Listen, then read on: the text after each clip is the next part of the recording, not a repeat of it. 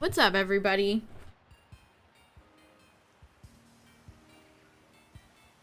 What's up, Justin? So, oh, you gotta turn me down. I tried the flying time trial, because you can get 500 BP for it on hardest mode, but it sucks. It is not fun.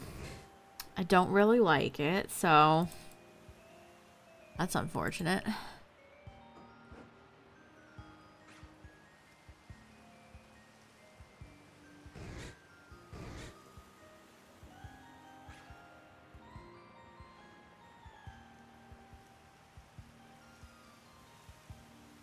I don't know, there's just... You can miss rings, but it's about 4 to 5. If you miss them, then you're pretty much donezo.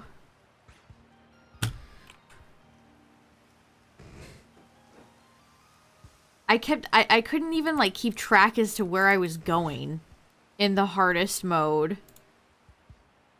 There's no arrow? No, it's very disorienting. I see. Terror raids are bugged? Why does that not surprise me?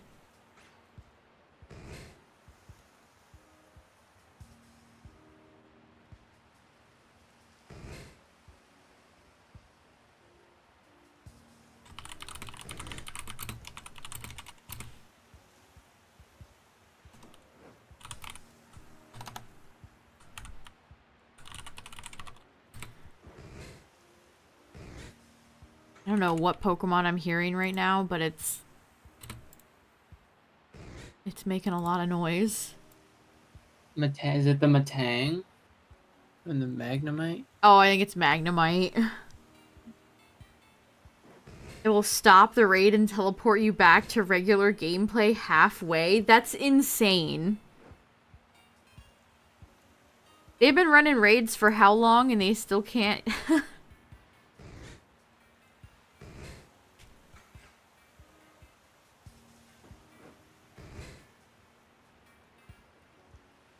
But anyway, I thought, oh, 500 points per. This would be, I mean, I'll just do it. I'll just do it right now. It's hard.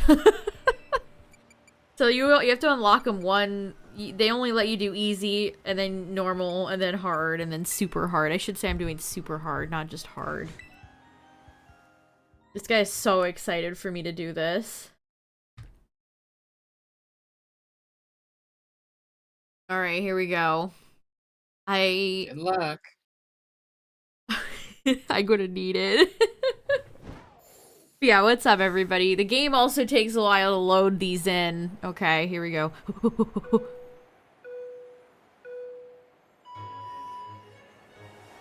Oh, it's like Moodix. It's like Moodix drop from Neopets, except maybe worse. Oh my god, it's so disorienting. Also, I'm lagging? My frame rate is not having a great... Oh my god. The up and down controls get me so much. Koridon's face gets rug burn from... I hate these controls. I really don't like them. Oh my god.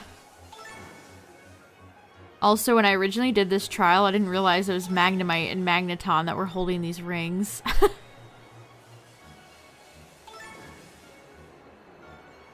Yeah, I agree. The controls... I wish you could change them. But... I don't think you can. Yeah, this thing sucks. I really don't like doing this.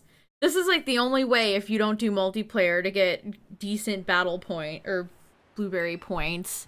Did they have to really do BP?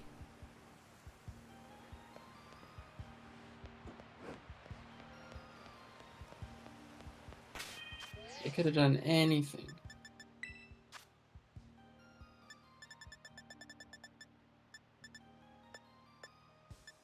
Oh.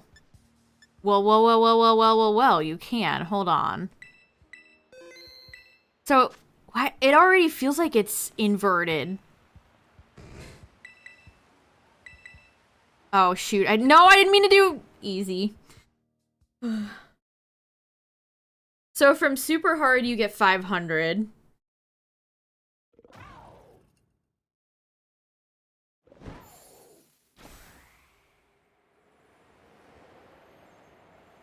I like how this starts me off. It starts me off in a tree.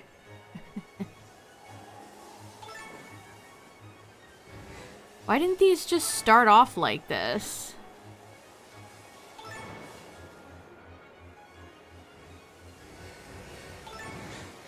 What time do you have to finish it at? What happened? Now I'm too used to the other controls.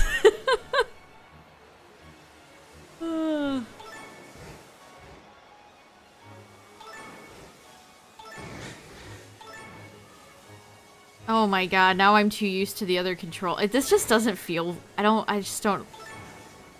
I mean, yes, I am bad, but...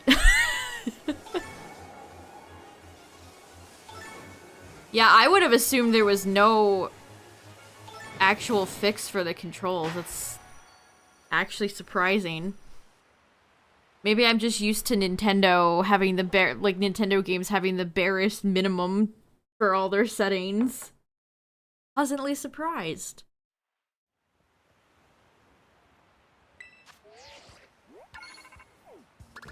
So you only get 10 for super easy, or for the easiest one, which just isn't worth it. You get 500 if you can do the hard one, though. Super hard. I wanted to get Miriam in here because she gives out... Hold on, I have the page in front of me. Where is she? She gives out a, I guess it's just an emote. But certain characters give you unique little things. Most of them are just Herb Mystica, which is good, but I did want her little, like, emote thing.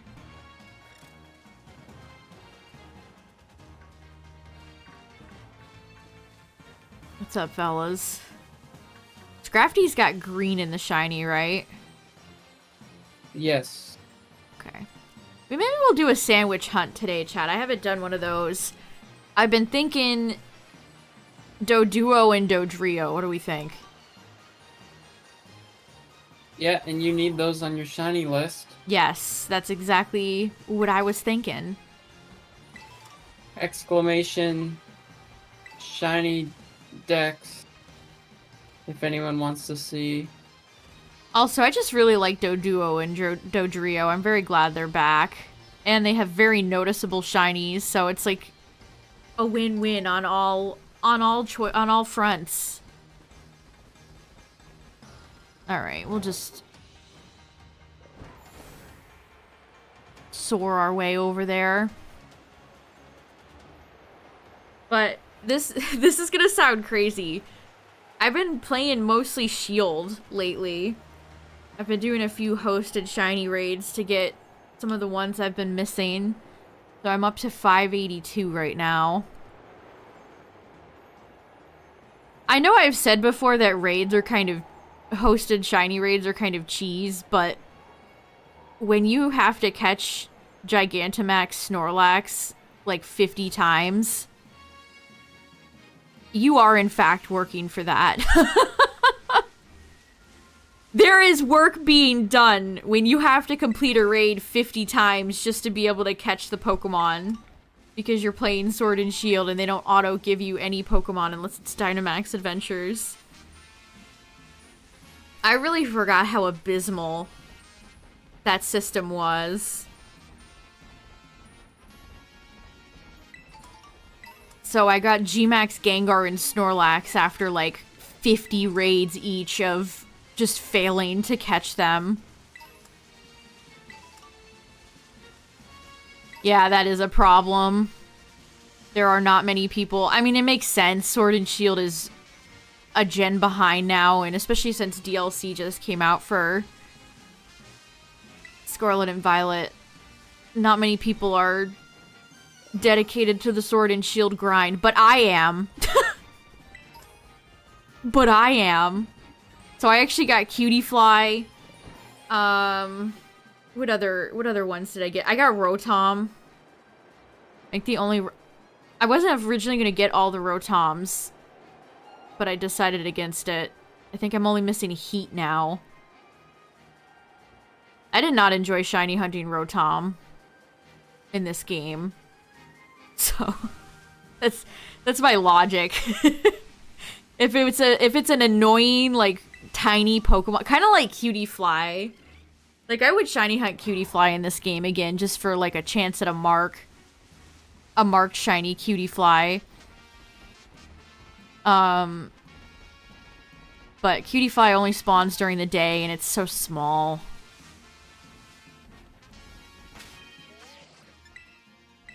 Yeah, that's no fun. Yeah. Rotom is the same way.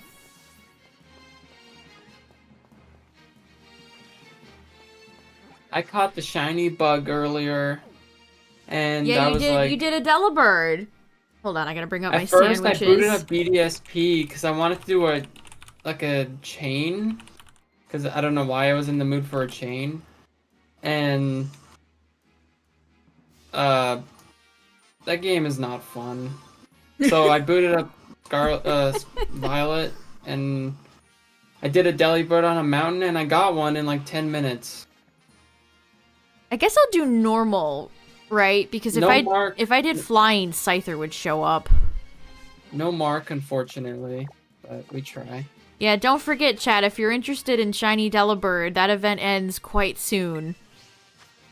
Welcome back. Aura with the 42 months! Thank you, thank you! 1, 2, 3, 4, 5, 6, 7, 8, 9, 10. 20, 30, 40, 41, 42. Boom. Thank you, thank you. Welcome back. Alright, we make it a sandwich. Yeah, make sure to do Iron Bundle as well, if that's something you're interested in. Although, apparently could be bugged. Yeah, the Delibird is so free. If you just want, like, a free shiny, chat, go get Delibird. It's super easy, I promise.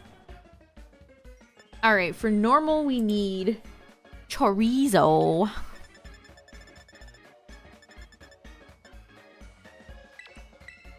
And then salty, salty, salty.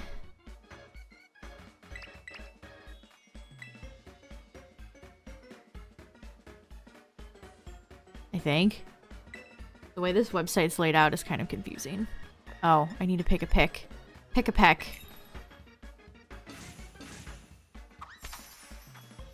It's funny because one of the shiny raids that was being hosted in Sword and Shield had Delibird pop up, and I was thinking to myself, I could not think of a worse way to want to get Delibird.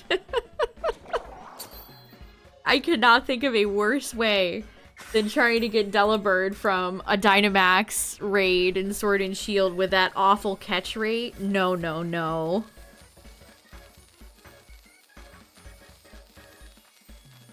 That seems very not good.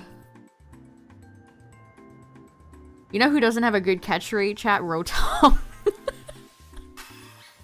I had to do so many Rotom raids just to get Rotom shiny.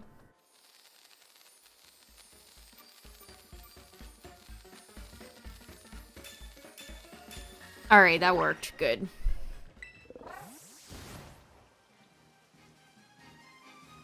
Alright, we're looking for some meatballs. That are green. Oh, perfect. Look at this. Although they do have to move. Why am I getting Cyclozar flashbacks? Yeah, they are fast. Another normal Pokemon that likes to move. Oh, Chansey will spawn too. Don't need Chansey.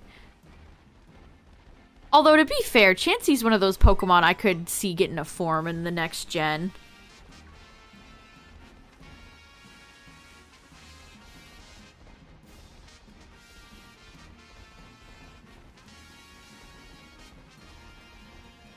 Wow, they're off and running.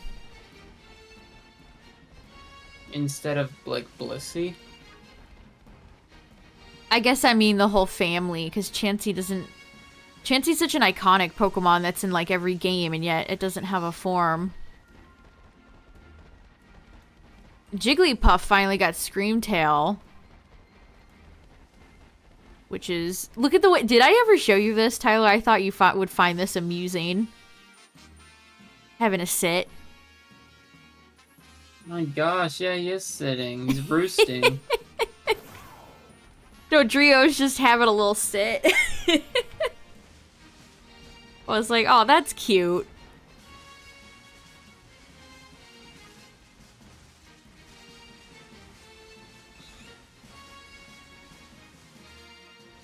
Yeah, you know, Clefairy is also another Pokemon in that boat. Very popular, iconic Gen 1 Pokemon that doesn't have anything yet.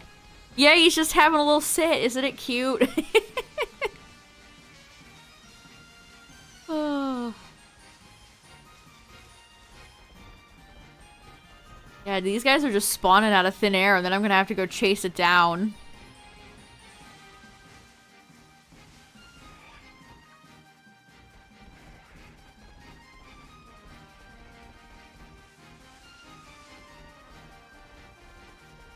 Yeah, everybody does love running around. If it's not Rhyhorn, it's Doduo. You're right. Oh. Able to save 3k for one biome, but it took you so long. Yeah, they really strong-arm you into doing multiplayer to get points. If you're good at flying, you can get 500 from the flying mini game on super hard, but the name does not deceive. It is in fact super hard.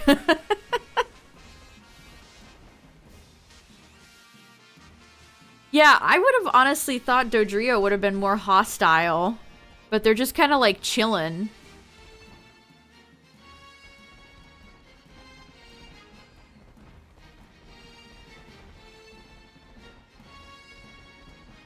Nice toy reviews, by the way. Thanks. I did get the Groudon model kit in the mail the other day. I'm gonna have to put together.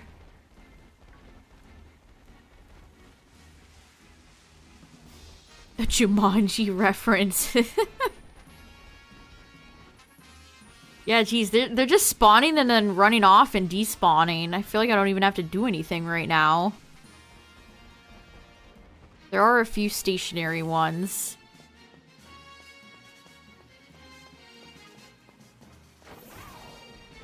And we're getting Chansey to spawn in here. This is so Safari Zone, or Safari, like, all of these Pokemon appear there. Yeah, they really do, don't they? Why isn't Kangaskhan here? I mean, I know Kangaskhan was in Sword and Shield, but... We actually got it from Dynamax Adventures. I actually do have Kangaskhan. Shiny.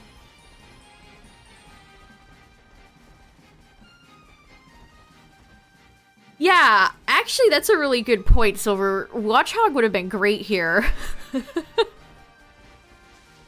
That would have made a lot of sense to put Watchog here. Quick before the hyena come.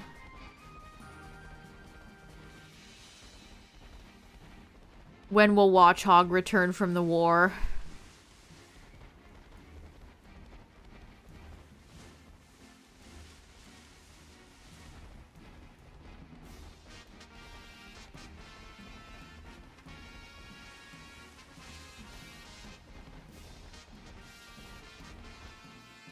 Where are they going?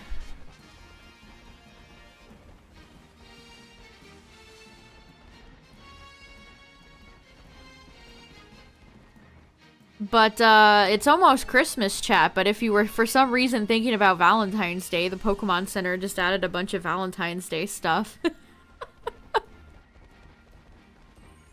When I saw that, it made me laugh out loud. Very weird. I know.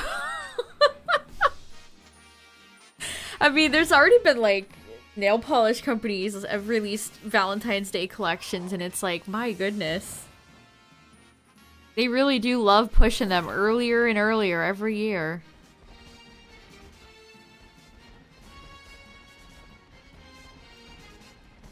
They actually, speaking of Pokemon merch, they had a small restock of some of the Van Gogh merch from the actual Van Gogh website, not on the Pokemon Center. I don't think anything from the Pokemon Center is coming back, unfortunately. And I went to see how much it would cost to get a Pikachu, Grey Hat Pikachu shipped. The print was like €9. And shipping was like €22. I was like, bruh.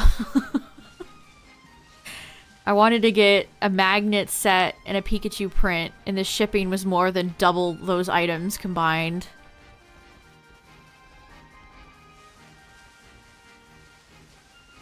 That's too much. Yeah. The print isn't that big either. Like it was A3 sized.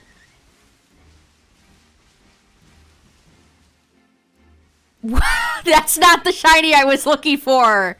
That's not the shiny I was looking for, game. That's not the right one. Game, that wasn't the right one. This wasn't the right one. It got the spirit. It's green. It kind of got the spirit, you know?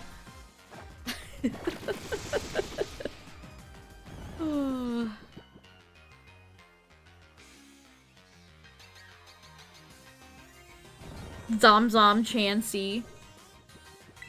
What's crazy is that Chansey's shiny is so much better than Blissy's. Don't double edge or do anything weird. Oh, you're gonna heal. Kind of messed up. Chansey consumes its own egg. Bit weird, Chansey.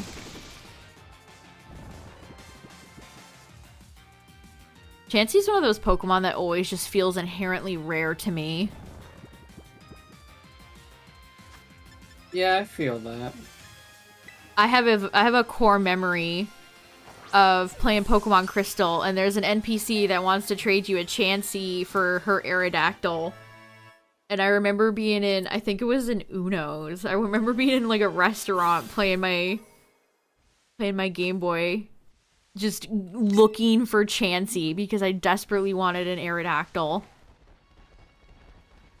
And Chansey had a very low % chance of appearing in that like patch of grass outside of Fuchsia City.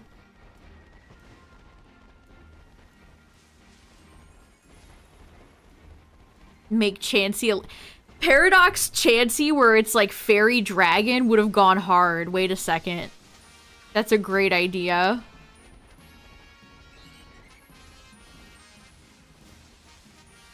Dragon would have been super cool. Yeah, Dragon Fairy Chansey would have been so cool.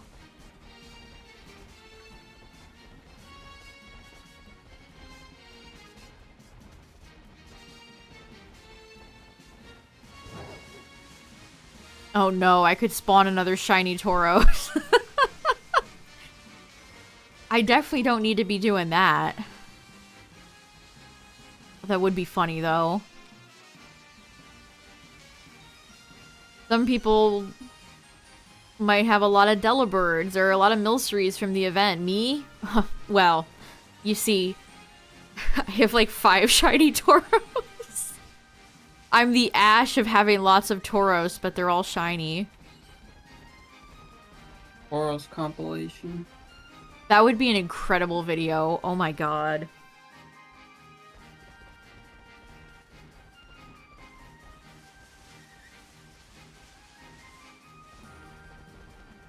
I think for SNOM-MAS tomorrow, chat, I'm gonna put the date for my birthday, because that's how you get the Destiny mark, right?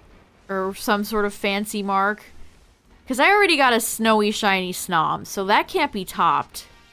But the Snom of Destiny, that appeals to me. You like the theory that Chansey is an axolotl? I haven't heard that one. It does have the same, like, pink gill flare things.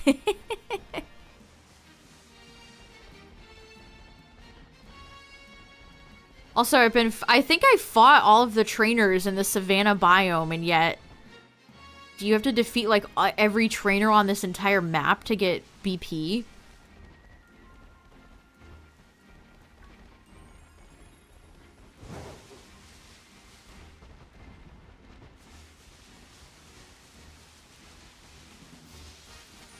Chansey and Mudkip. And Wooper. Don't forget about Woopa. They really don't miss when they make an axolotl. I don't think I've ever seen anybody be like, you know who sucks? Mudkip. Yeah, I don't think I've... Which is funny, because I just saw a Twitter thread of somebody evolving Quilladin into Chestnut and then immediately releasing it, saying they just needed it for the Dex entry, and then they said they got a death threat over it. Oh my god. I am begging people to not take Pokemon that seriously.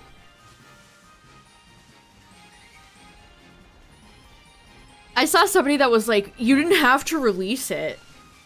It's like, she can do whatever she wants with it. First of all, it's not a real... They're not real.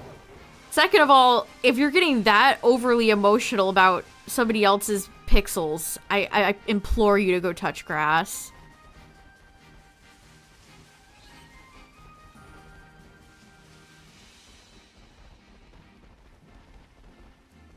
Twitter definitely has... Oh my god. Oh my god. Wait. The meatballs.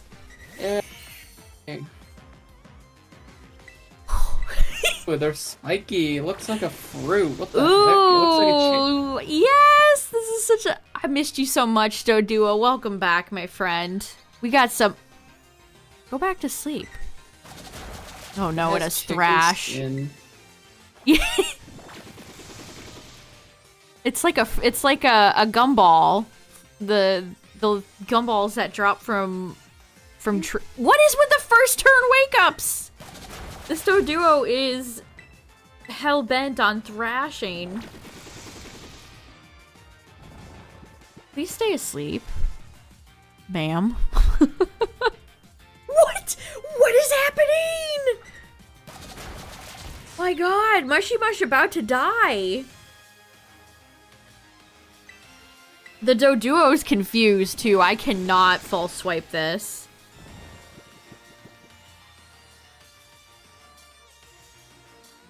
Okay, jeez. Get in the nest ball, please and thank you. Yay! I can add another one to the Shiny Living Dex. Oh, that's so satisfying. Doduo. Oh, that's so satisfying. Chansey got 420 XP from that. Let's go! Oh my god, that's so cool. Oh no, I'm not in the right box.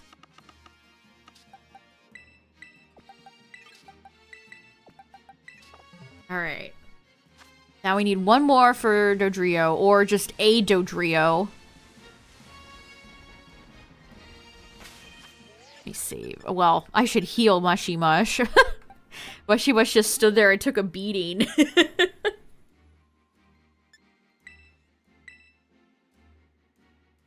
Doduo being durian.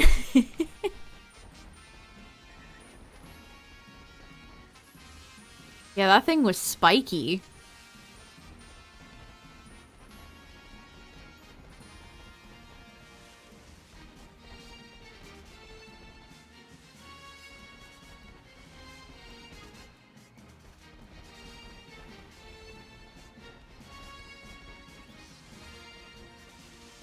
Oh, I didn't even check for marks, but we do have a sandwich timer ticking down, so gotta make the most of it. I say as I accidentally run into a wild Pokemon. Who just ran towards me again.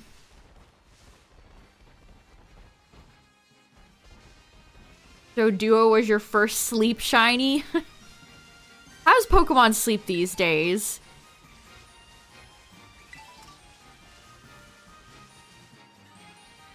I wonder how many active players they have still.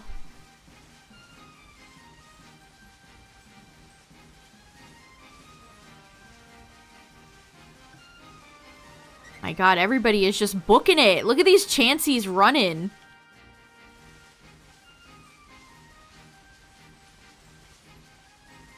Do Duo Dodrio have gender differences? Yeah, they do.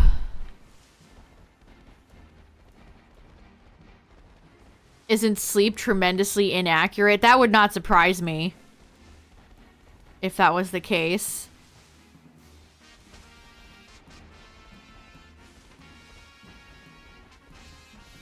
Yeah, Doduo can just kind of have a sit too. They're chilling. Doesn't Doduo have Runaway?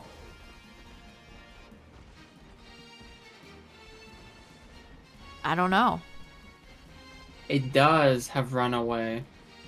Well, what does that mean? Except for trainer battles, can always run from the battle. So...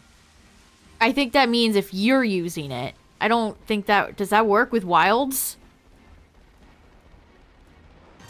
Whoops, I didn't mean to run into this Chansey.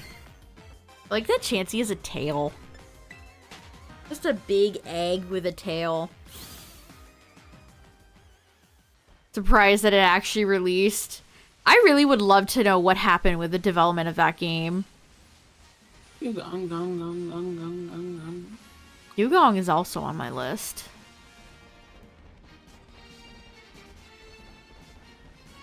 You know who I need shiny, chat? Metapod.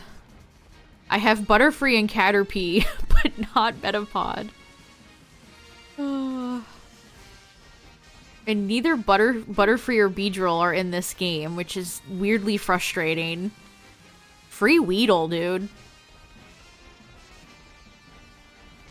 I need the entire Weedle line.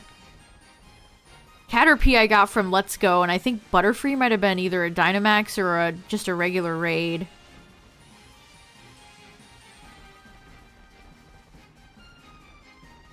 I think Caterpie was technically the first shiny I got ever streaming. Which, what a great choice, by the way. Caterpie shiny, very good.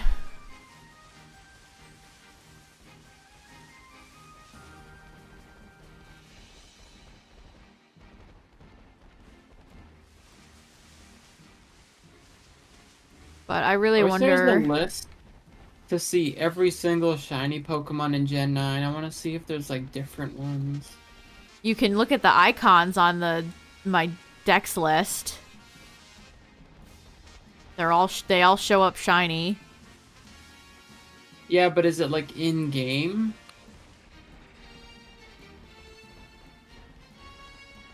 I mean, they're sprites.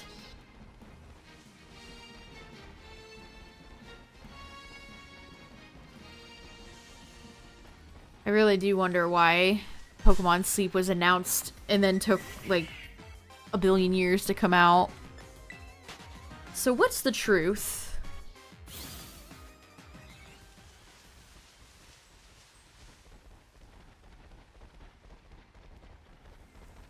I think I saw an ad for it the other day, or maybe it was, like, uploaded to YouTube, and it was, like, a mom and her kid in bed. So have they shifted over to kind of... Is that who they're advertising to now?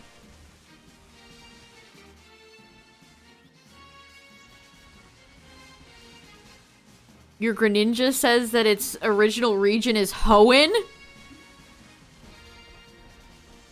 When it was hatched in Alola? That's really weird. What would cause that to happen? All I could think would be Oras, right? Oh! Is it Ash Greninja? You said that. Is it Ash Greninja? Is it Ash Greninja? I don't know why I said it like that. Too many legendary Pokemon. I haven't caught a single legendary from this DLC outside of Drapelghost, I guess.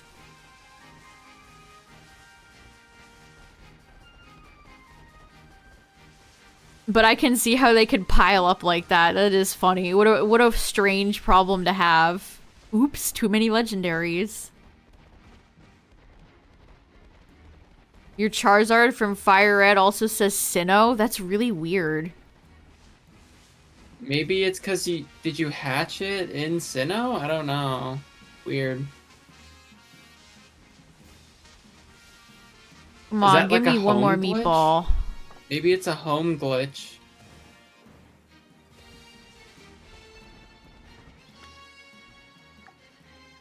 Wait, how do you see the timer for sandwiches now? Just shows my blueberry stuff. Down? Down, up?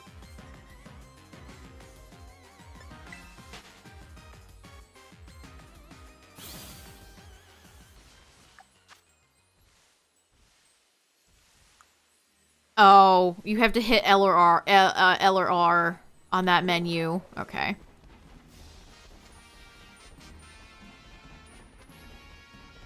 I wish you could just have it displayed on screen.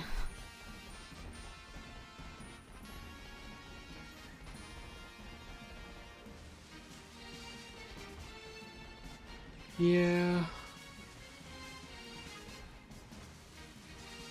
I mean, what a terrible... They kind of backed themselves into a corner. Like, think of how awful, how many algorithms and programs that have to keep all the information of all the Pokemon ribbons and what games they've been in and where they started from and if they were hatched.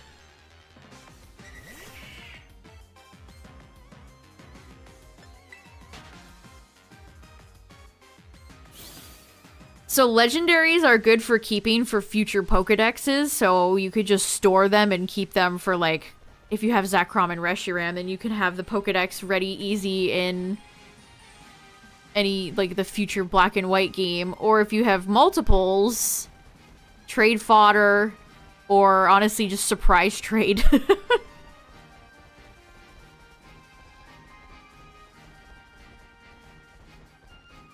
But I think spare legendaries are best for dex completion.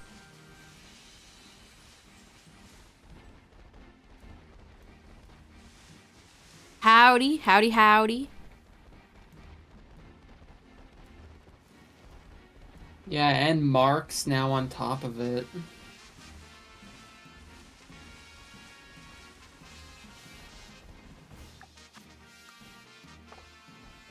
We've gotten 2 shinies from this sandwich, Chansey and Doduo. I need one more Doduo. Please. One more. Are marks gonna be around? Are marks gonna be around forever? I assume so. They definitely seem like a series staple now. The fact that they made a charm. Yeah, I think they'll just keep expanding on them.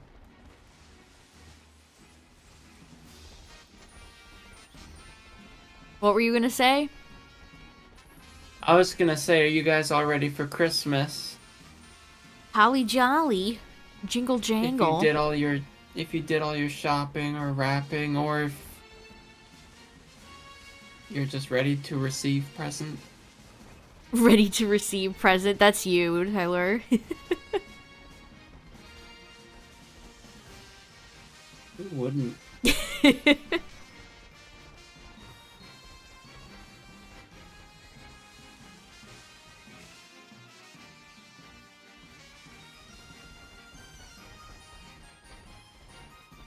Yeah, that's very true, Aura. That's actually a really good point. Shiny hunting has definitely become easier and easier and easier. So having... They kind of did that in Sword and Shield, too, with the square shiny variant. And then kind of got rid of that. But yeah, a few of the dens I was doing in Shield were square shinies. Which I like marks more than I like square shinies, I guess.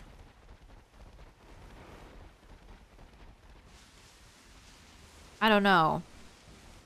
I mean, they're both cool.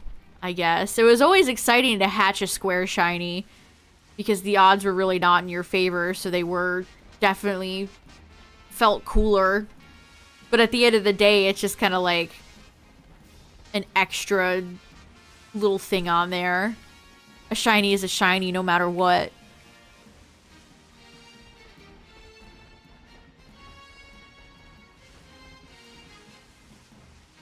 For ribbons are... They still give out ribbons, right? I mean, I've never been interested in ribbons. Marks are always just kind of like, oh, that's cool. But I've never been super into ribbons. Yeah, if you beat the champion, you'll have a ribbon. There are a lot of people that care about ribbons. There's a whole community dedicated to ribbons.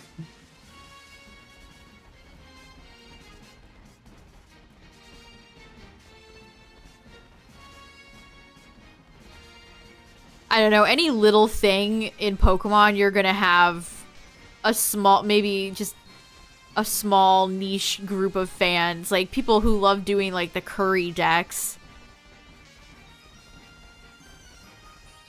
in Sword and Shield.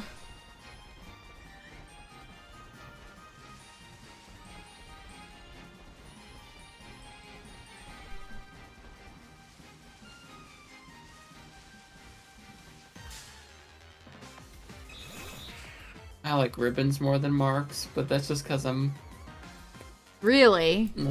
more nostalgic for them. I like marks more than ribbons. Maybe because I associate ribbons with, like, contest stuff. I don't know. It's like, look at my prized porker, you know? Marks, I like that ribbons you can actually get the Pokemon you want, and then you work towards the ribbons. It isn't just something, they happen RNG. to hunt. Yeah, it's not just RNG. Yeah, that makes a lot of sense. Besides, like, weight ribbons. Yeah, but I mean, like, most of them are like, oh, catch them in the afternoon, get them when they're sleepy, or whatever. Gourmet, that's funny. Yeah, I'll definitely try for some sort of unique SNOM mark tomorrow. Chat for SNOM-MAS. To go with my snowy mark charm. SNOM. Like to rely on RNG as little as possible. That's pretty hard in Pokemon, but understandable.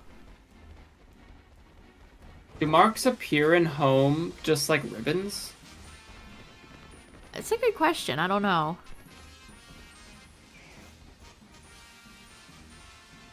SNOM Ribbon Master? Yeah, that actually wouldn't be hard at all. There's barely any ribbons in Gen 8 and 9.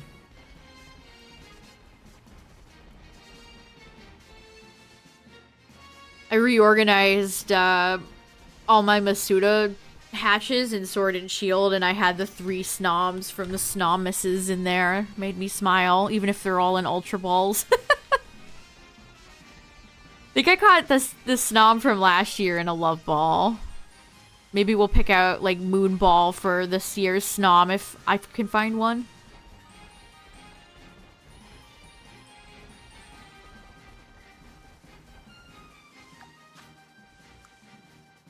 Dang, come on.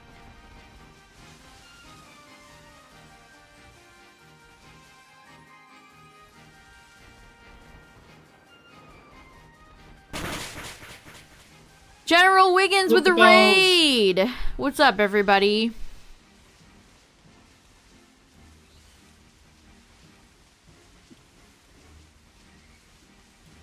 Welcome, everyone! Staryu is fun. So, I like that. We're looking for green meatballs, aka Doduo.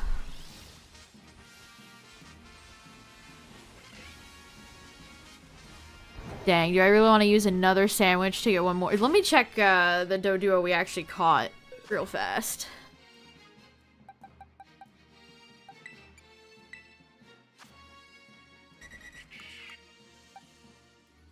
Man, we have been markless lately.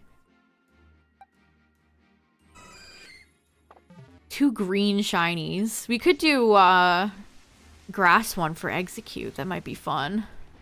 Get some golden eggs.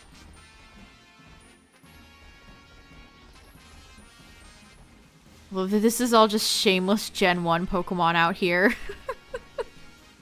Safari Zone throwback.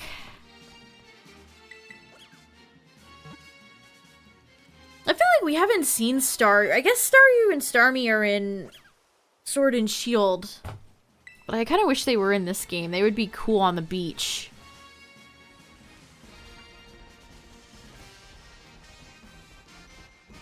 Yeah, do I don't know what's worse, if it just has a sleep immune ability or if it'll just wake up one turn. I don't know which one is worse.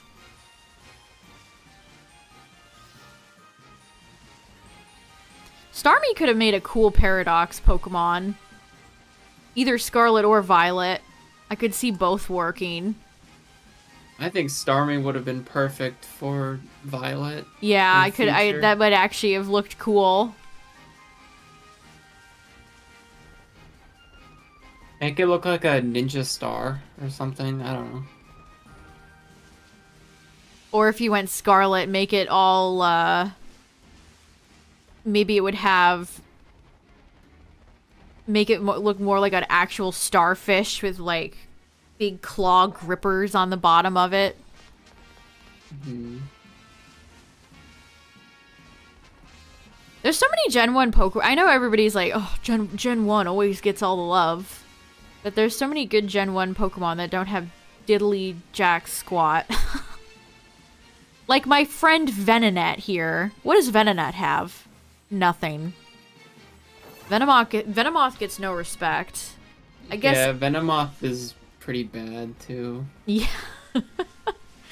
Try to use any Gen 1 competitive bug in battle as a competitive Pokemon.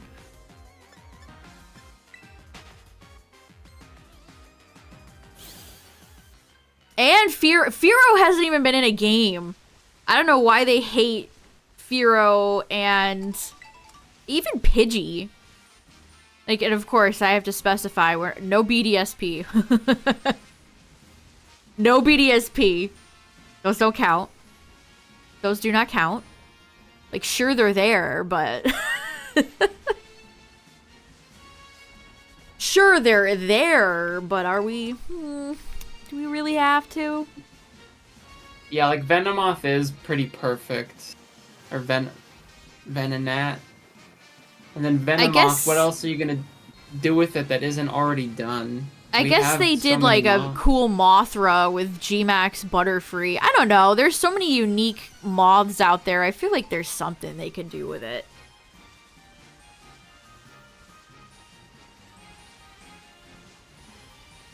Yeah, congrats on the Delibird, Braylon. Yeah, that's awesome. Like I said, Chad, again, if you really want... They're basically free real estate. If you want a cool, shiny Delibird... The event will end soon. Let's see. Do we have any promising outbreaks? I don't think I want to do Golett. Oh, I do need Slowpoke again. Back to the poke we must return. I did hatch a Galarian Slowpoke, but I evolved it into Slowking. So I need to get it again. And I don't think I have Bro.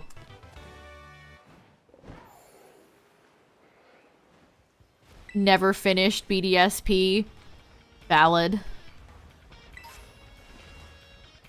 Oh, there's there's one of the items that we need. Unlike regular Slowpoke, this one is a shiny you can't miss.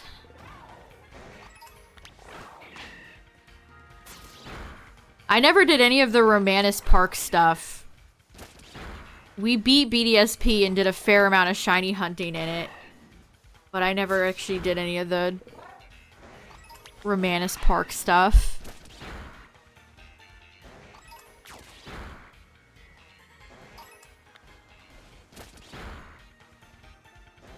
don't think Romanus Park legendaries are boosted by the shiny charm, are they?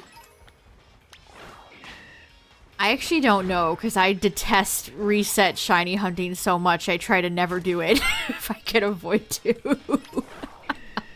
They aren't? Good for the purists. Not so fun. Romanus Park is where Pal Park used to be. Yeah, BDSP's shiny charm is essentially like a novelty shiny charm. Why? Because they hate us. I don't understand why they did that. Yeah, I'm sitting in front of Shaman right now in Shining Pearl. Eventually, at some point, we'll return and do Shaman, Arceus, and Darkrai, but boy, is that not fun. It's not my favorite. Legendary dumping ground. That should be the name of it every generation. They're like, and this gen's legendary dumping ground is I mean, at least those legendaries can be shiny. Unlike the ones in this DLC.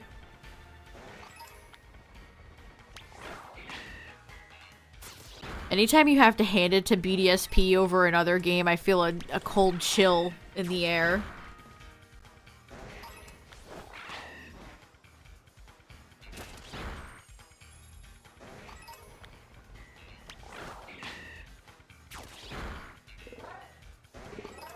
Oh, I never thought to do I've never done RNG manipulation. We talked about this before, but I've definitely noticed a rise in RNG manip. Lots of people doing shiny manipulation.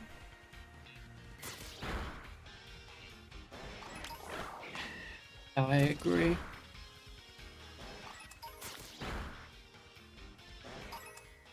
How many? I got to almost 2,000 resets for Shaman. And then a considerably less amount. We did 321 for Arceus and 625 for Darkrai. I still have those buttons saved on my stream deck.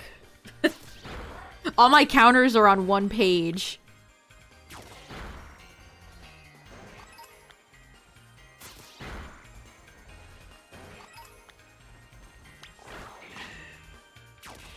Interesting. I might have to look into that. I would like to try an RNG hunt. Manip hunt. That would be fun. Maybe. Different. Unique. Maybe I'll use those words instead. Oh, you got Joy-Con drift? Chat. My Joy-Con, my left Joy-Con, is so fried. It is so fried. It's also been, like, disconnecting. The whole Joy-Con itself is just... It really makes me swear at Nintendo. They weren't built to last, that's for sure. It just constantly scrolls over. So it basically just does, like... It does this. Non-stop. Yeah, you have to fight it. Yeah, I actively have to like push the stick. Yeah. And I stand by that it was Pokemon Legends Arceus making me hold the stick in to run that did it. Mine was Sword and Shield. Oh, I've seen I'm Blissy's videos before. I'll have to check that out. Yours go left. You have two Joy-Cons. One goes left and the other goes right.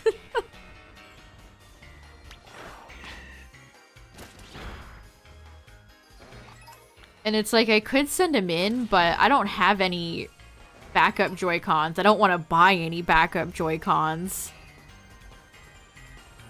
Ugh, it's just such a pain. I'm using my Pro controller. My Nyko controller. I have a few controllers I could use that I pretty much have to use because my Joy-Cons are so broken, but I've just been doing some casual, like, Sword and Shield raids in handheld mode, and it's just a nightmare. My Joy-Con just doesn't want to do it.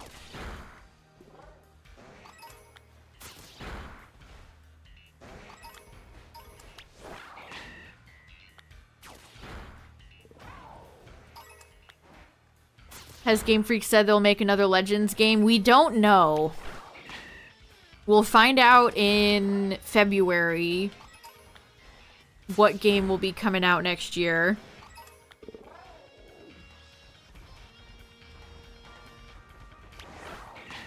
I am all for another Legends game if they can refine that control scheme. Lame. I will take new content like a Legends game over a remake any day of the week. I personally think we've moved past needing direct remakes anymore. If you're not going to add anything and it's just going to be a direct one-to-one remake, not interested.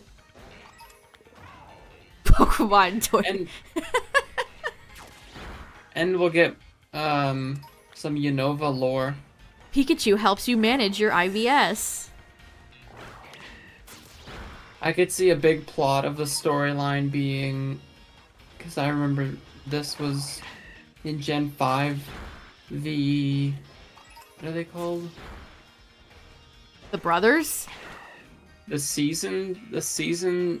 genies. Oh. How they, in the past times, used to, like, destroy crops and whatnot, cause havoc.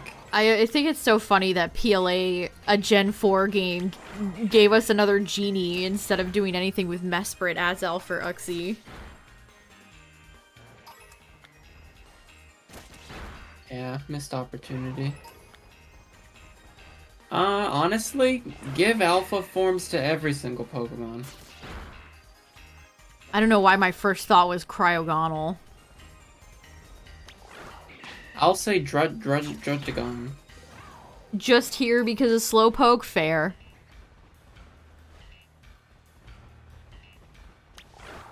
Mary Priest SNOM-MAS!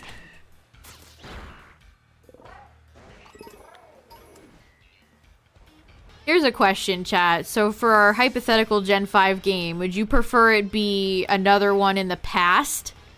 Like PLA, or would you prefer the future?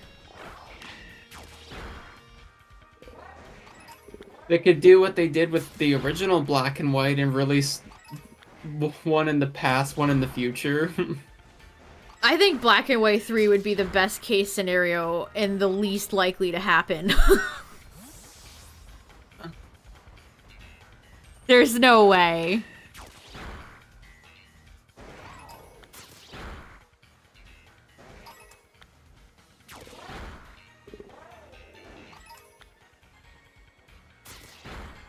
I don't know, like, the ancestor stuff kind of got old after a while in PLA, and now we're, like, we have Drayton's kid, and it's just more, like, legacy characters, if that's a right term to use. I think them having Drayton will mean it will be, like, a future or a continuation, because I think he'll play a role. A good grass type? Blossom. Gotta throw my friend Blossom in there. Use Diplin. Oh yeah. Hydrapple would be cool too.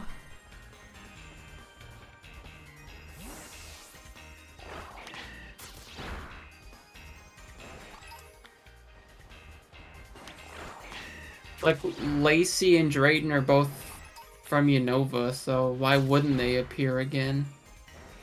Yeah, more fresh characters or something like... I mean, I guess Ingo was there. I guess they did, in fact, bring back Ingo.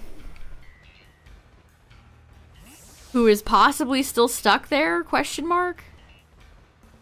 Cheeky Lantern trying to get on the ground.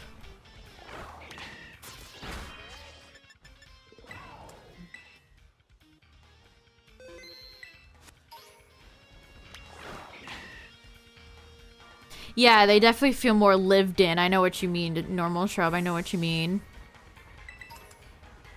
This girl just says slowpoke. Agree.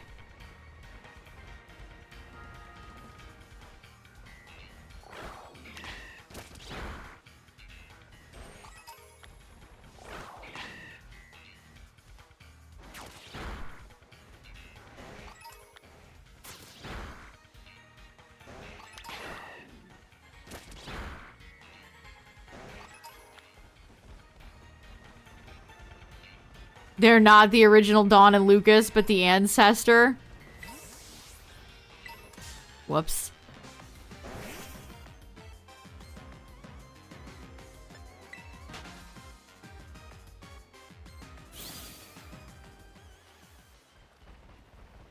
There's so much character interaction in this game. In the DLC. Like, I feel like this DLC has way more character interaction than, like, any other Pokemon game.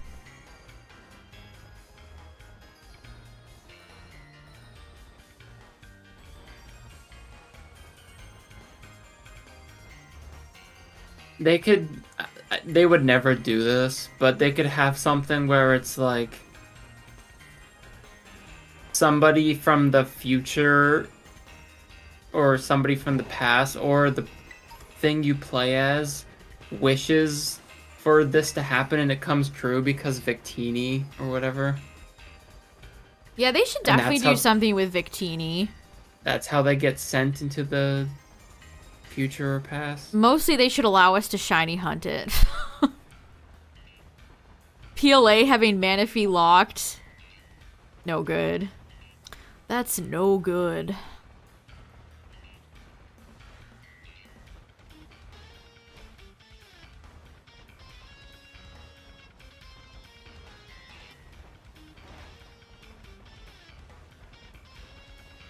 I don't know. Also, like, the plot device of Arceus being the one to bring your player character back. Gen 5 doesn't really have an Arceus, unless you just bring back Arceus again. Arceus has become the biggest time meddler. That would be kind of funny.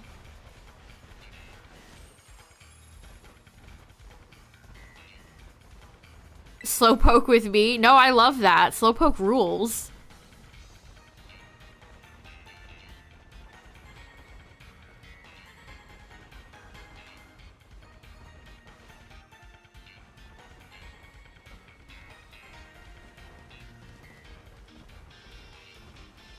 Needs to be an isekai. Oh, definitely. That's a very overplayed trope at this point. I also think we've had, like, 2 games in a row with time travel, and maybe we should, like, take our foot... Maybe they should take their foot off the gas.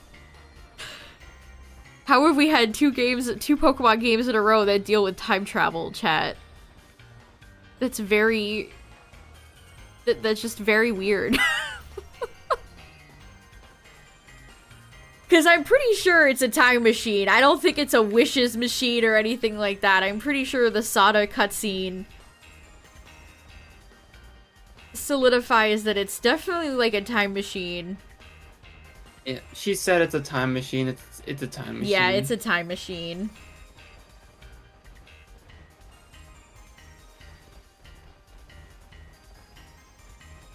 Which time travel is usually like a shark jumping thing to put in your franchise, and Pokemon has now done it twice. And I guess it's worked? You think Sada wasn't killed but sent into a loop of the past?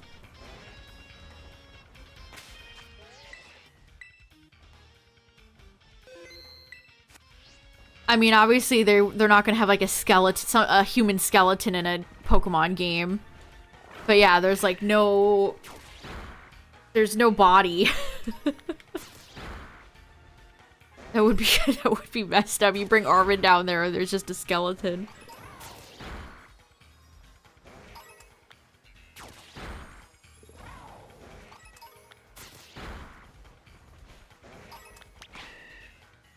Slowpoke claws.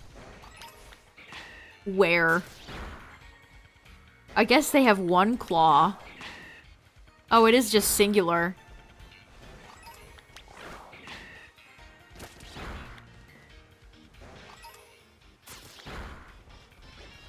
I also feel like Black and White have set up the lore of the brothers in the war and Reshiram and Zekrom being one creature. So Gen 5 feels like it makes more sense to have a past game than Gen 4 did. Yeah, they have a lot set up.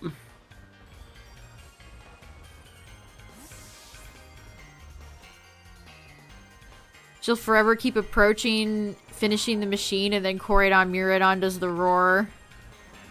They get stuck in time. That's kind of a nightmare. What you just described is an actual living nightmare. Oh no. The worst fate of any Pokemon character.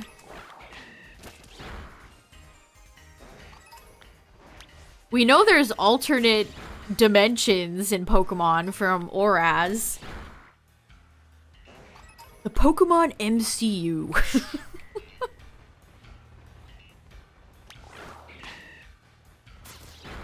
What's up, Mimikyu? I'll be right back. Okay.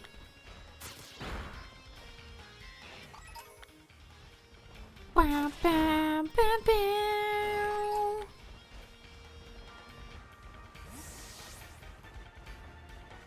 I kind of just want to see N again. Just actually N, not N's great grandfather or N's great future daughter or whatever. I want to see N himself. Like, what is he up to? I'm very scared about what they're gonna do with N. I stand by thinking he's one of the best Pokemon characters. Where is Mr. Harmonious Gropius, or whatever his name is? Natura Harmonious Gropius.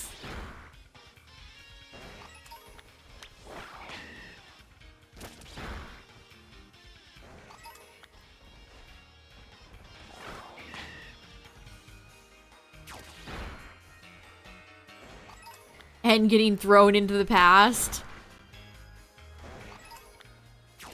Natural. Harmonia. Gropus. Did they have to spell it like grope? They should have called him Tropius. Name him after one of the greatest Gen 3 Pokemon of all time.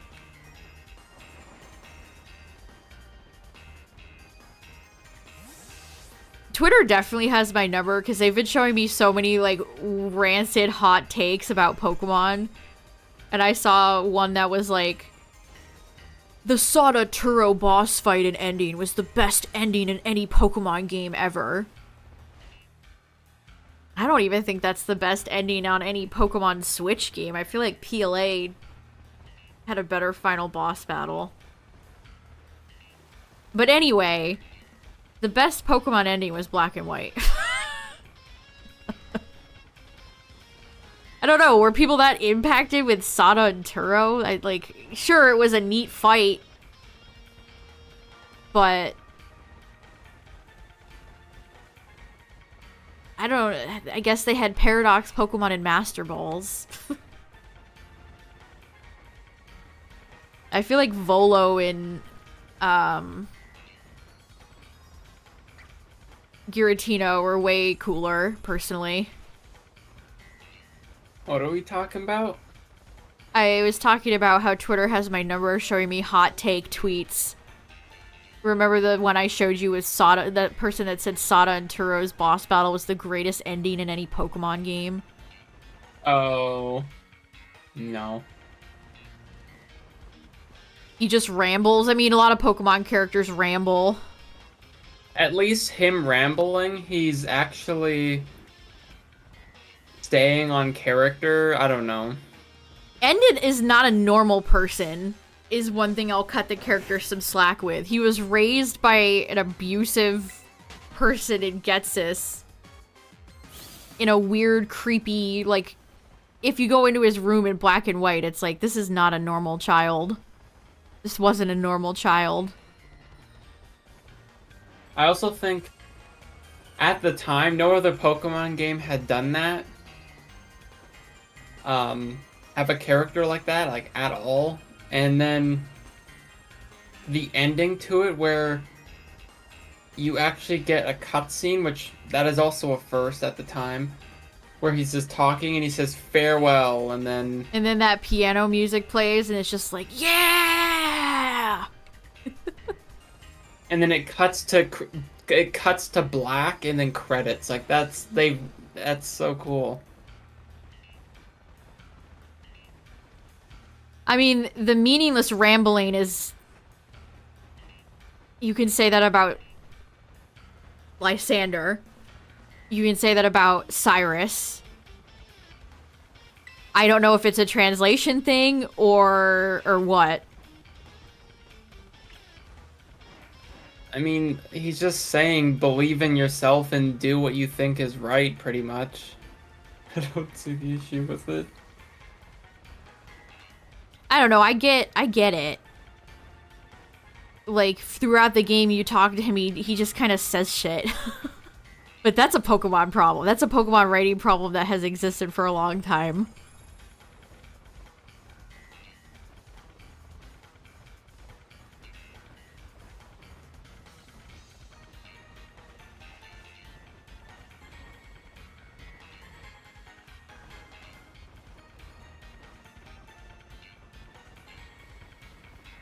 And actually has a little bit of, like, he goes through an arc.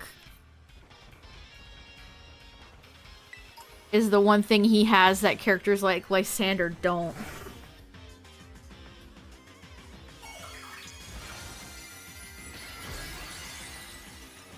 Oh boy, really?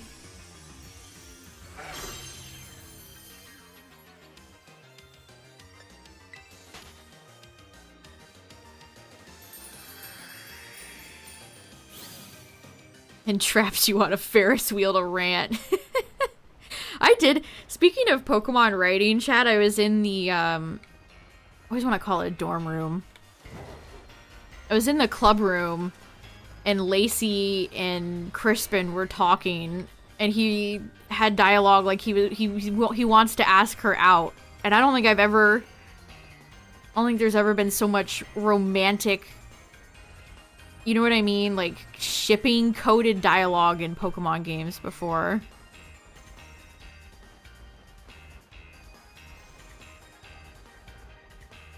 There's a couple of, like...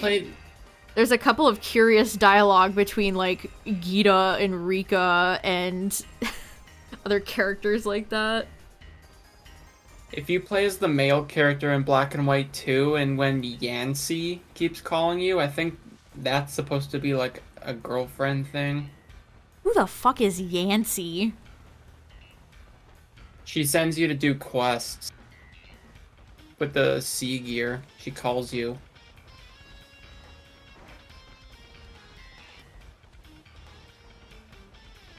My favorite Pokemon character, Yancy. It is a weird name. I mean, the Ferris wheel stuff I feel like is supposed to be creepy.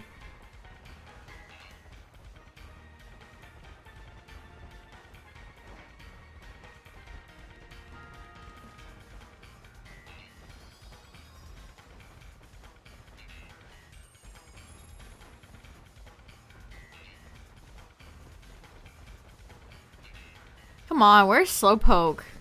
Where's my yellow boy? I need 2 yellow boys.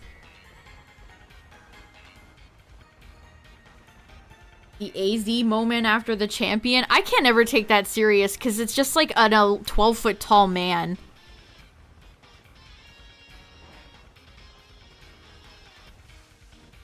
I know that sounds silly to be like, this giant man has broken my immersion, but...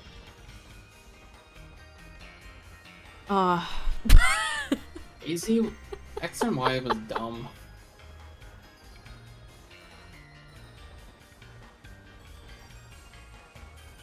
It did. It did give us a very legendary, iconic Pokemon meme. The story in X and Y is so unbelievably stupid. It's incredible. I want to make the world more beautiful. See, to me, that's like a lost in translation thing. I don't know if that means something in Japanese, but I just think it just sounds like a bunch of nonsense. I think there was a misconnect because even like X and Y had that like the lyrics for the ending, which didn't make any sense to the story. X and Y is such a dumb story, and then Sword and Shield somehow topped it. Oh, you mean you don't love the rich, compelling character of Check's notes, Chairman Rose? I mean, at least I understood what Chairman Rose kind of wanted. He wanted energy. Lysander was just a bunch of flowery nonsense. And, like, what did his overall aesthetic and Team Flare's aesthetic really have to do with it?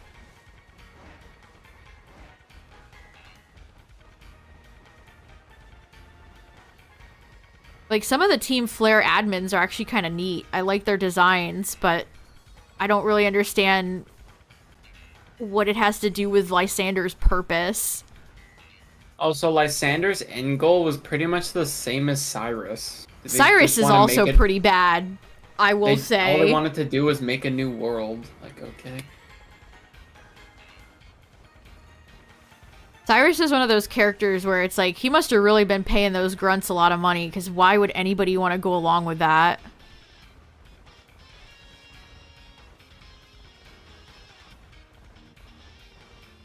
I don't know, they should have made Lysander an evil French, like, mustache-twirling villain. It would have been way funnier.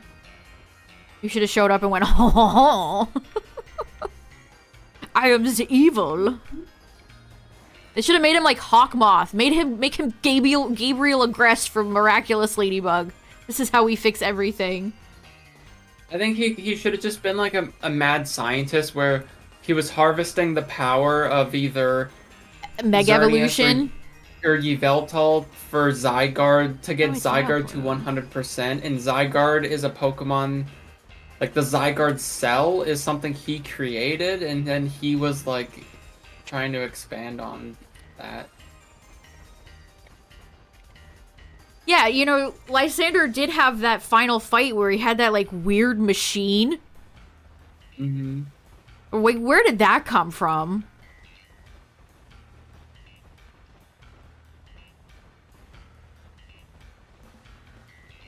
What's up, Destruggle? SNOM-MAS tomorrow! Zygarde is definitely a Pokemon in X and Y. I don't understand why they didn't incorporate, like, Yggdrasil, the Tree of Life. Zygarde could have been included in the story. They just sidelined that poor thing, and now it got relegated into a generation it didn't even belong in. Sad. Here's a curious question, though, chat. Did they do that because they wanted to feature it in the anime? Yeah, because they have X, Y, Z. Is that why Terapagos got no, like, scenes in the DLC? Because they have it in the anime? Where Ogerpon actually got to have a cute, fun character, and Terapagos got diddly jack squat.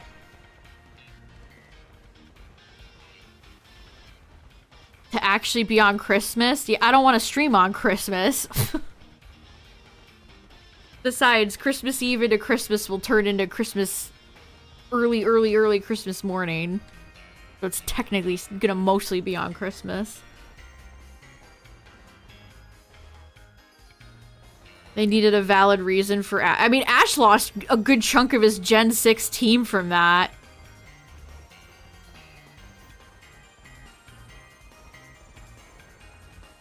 Yeah, I don't want to cramp on Santa's style.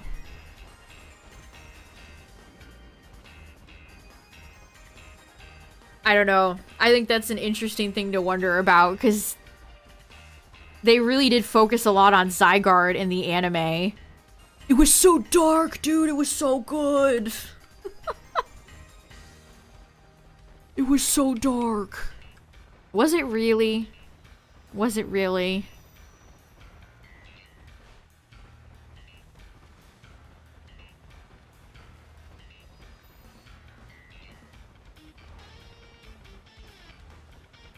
Like, it's so funny that everybody, like, pissed and shit themselves over the Gen 6 anime, and then in Gen 7 they completely, like, turned it more cartoony and way more lighthearted.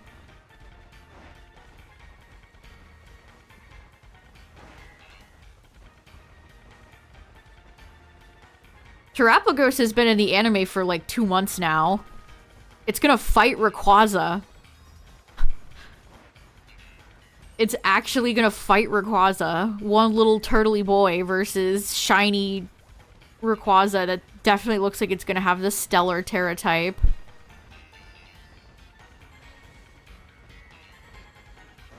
I don't know. That kind of makes me sick that they would be... If that's the case, where they're like, well, we won't feature it in the game because we're gonna have it in our baby's first anime show.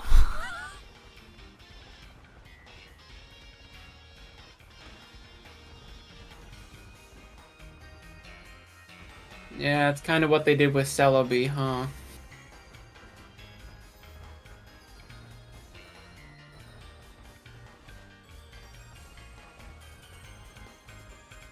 Like, the anime is nothing but a vehicle to sell merchandise. They're not actually interested in telling good stories. It's not like Digimon. Or at least what Digimon used to be.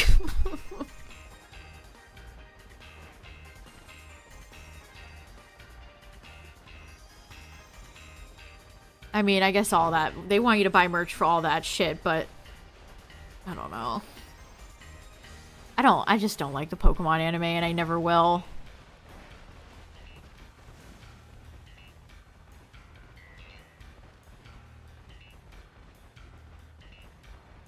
The one in the game will always be male.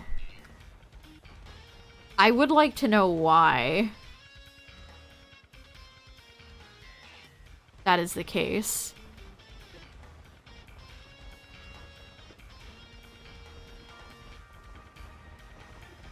Why didn't they do anything with Terapagos in the game? And I'm going to again say that the anime isn't even dubbed over here. So, it being in the anime in Japan for a few months, maybe we'll have some sales for the DLC over there, but over here, it just doesn't... It's going to be too late.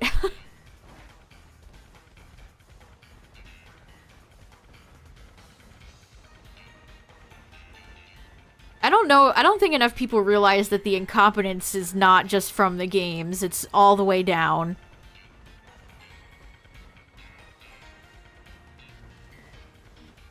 Like how long it took them to actually make official Pokemon Go merch years after it had been such a smash hit. Well, we'll have Pokemon Concierge is coming out soon. I hope that's good. We'll have DLC Part 3. I mean, we have Epilogue in January, which... That sounds like the end to me. That seems like it's gonna be our farewell to Gen 9.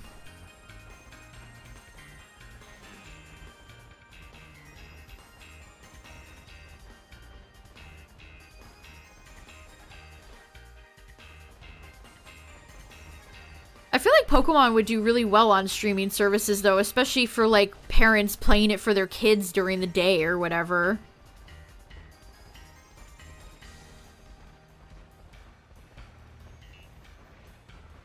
Yeah, I wonder if they're gonna have, like, a random game in March or something, or just gonna have to wait all the way till November. Crazy that we're content dead after this. Oh.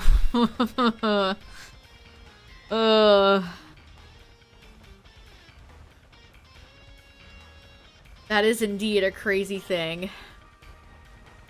Honestly, if Gen 10 did come out next year, I wouldn't be surprised because of how quick Gen 9 came out after 8. I will never... I know I bring this up a lot, but I will never forget all the annoying fucking people that gave me grief for being like, wow, they announced Gen 9 too soon. They should have given it another year. And all the people that were like, no, this is how they always do it. This is how the Pokemon cycle always works.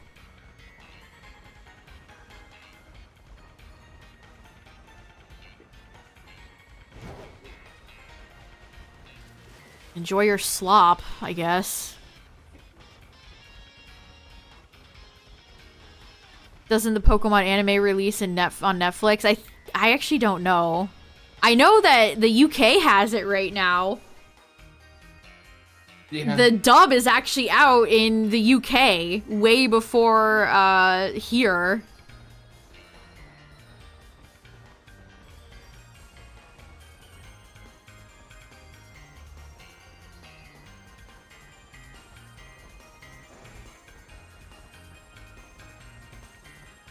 Which, how does that work? Like,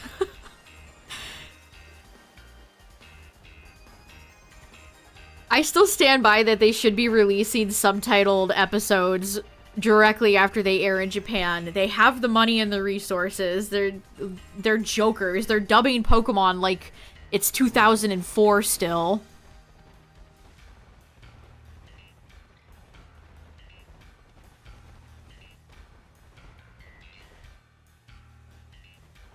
I still see people talking about Johto, Chad. That is like Gen 5 or Legend Celebi. I've seen a lot of people be like, look, Perrin gives you a sport ball. Gen 2 confirmed. I don't know if I have it in me to see them crank out a half-assed Gen 2 game. I don't know if my little heart can take that. I don't know if I can take it. 5 years ago. Yeah, there's never gonna be another Let's Go game. If they did do a Gen 2 game, it would be like a Legends or something like that. I cannot imagine them doing another Let's Go game. Because you have to remember, Let's Go was made to capitalize on Pokemon Go. And Pokemon Go is not in the limelight anymore. Which, that's the one thing in terms of marketing they did correctly.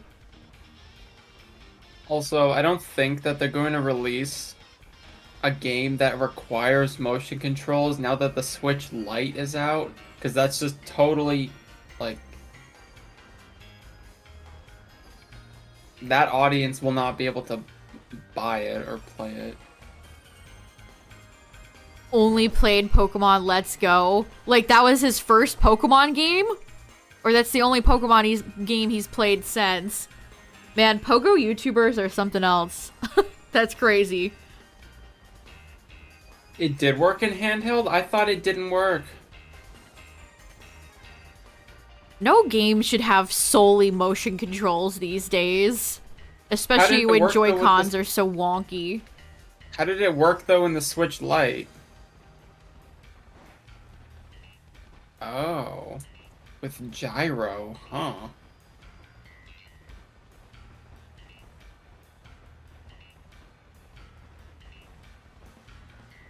Interesting.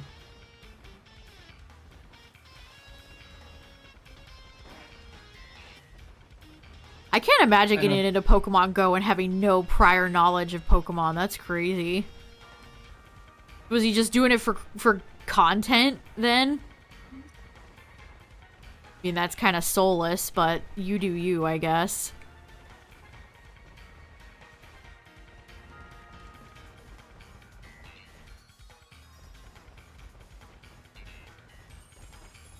Yeah, motion controls are not great. They're also an accessibility, like, nightmare.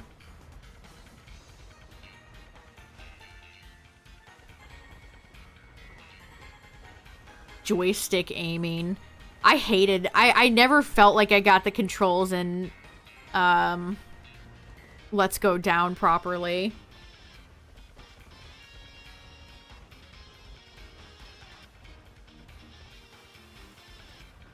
I am streaming with Tyler.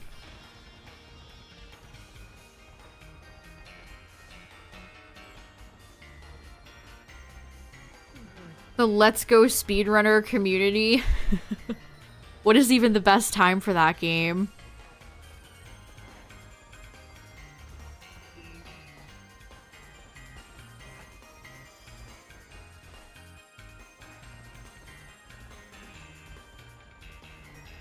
Clash of Clans streamer. Wow. That's something.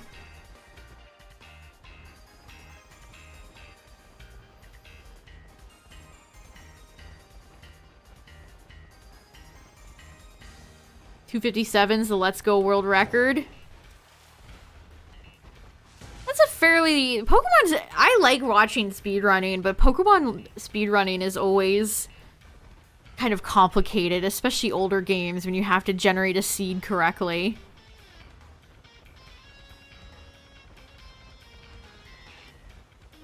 You got into Pokemon from Pogo? Well, it was such a global phenomenon. That makes sense. So many people were playing it. I can imagine a lot of people who never got into Pokemon were like, whoa, let me check it. Let me check it out.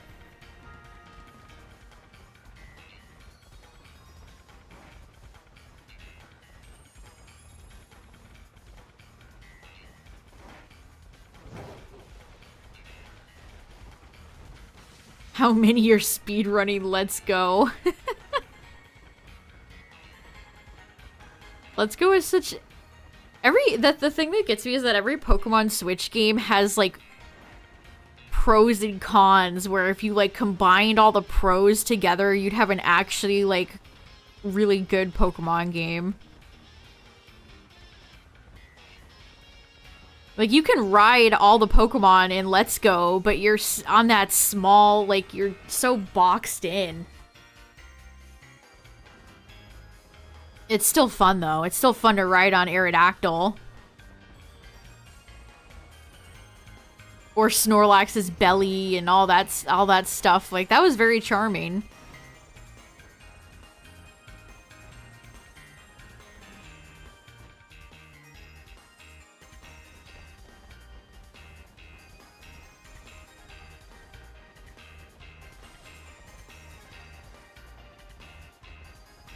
I wonder if they're gonna ever make, like, Pokemon Go 2.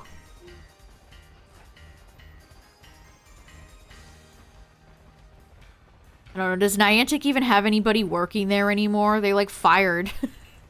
It's only John Hankey there. Collecting his CEO paycheck. If they were gonna do anything, I think they would just do a massive overhaul update, like a 2.0. I mean, they've never updated those trainer models since 2016.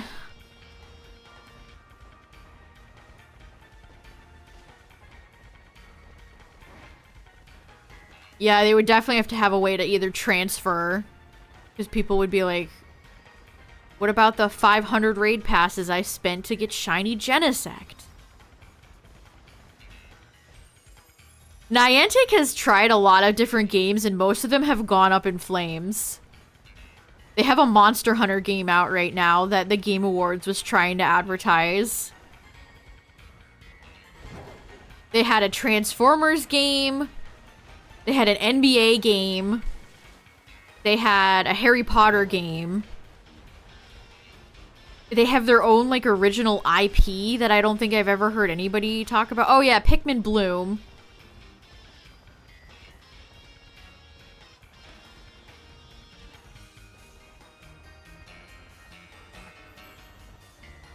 Harry Potter Go bombed hard.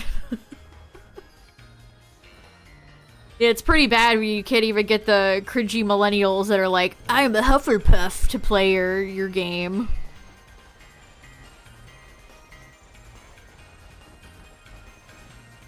The problem with Niantic is that they took a bunch of IPs and then just tried to make Pokemon Go again.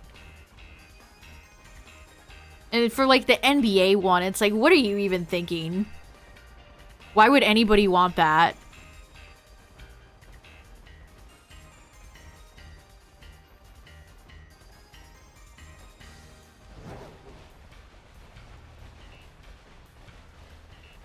They had a Marvel one, too.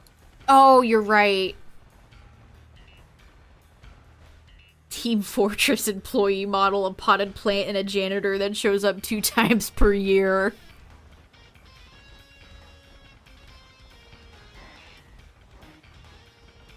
I don't know, I saw like a chart of the raids or whatever event they had, and it was just more genies in Pogo, and I'm like, how many times have they done the genies?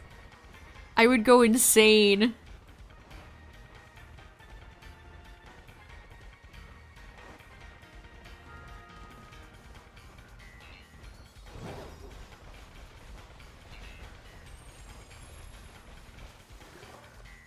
It got shut down within months.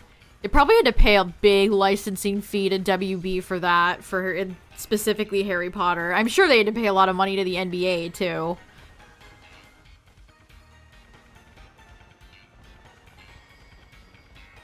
With Pokemon Go, I feel like they were doing okay, and then, like, all the COVID... I mean, Niantic has had its share of controversy since the game launched. Not gonna pretend they didn't, but... I feel like when they started rolling back all the COVID stuff and being kind of nasty and belligerent towards their player base, that's where they kind of just, the wheels fell off the wagon, you know?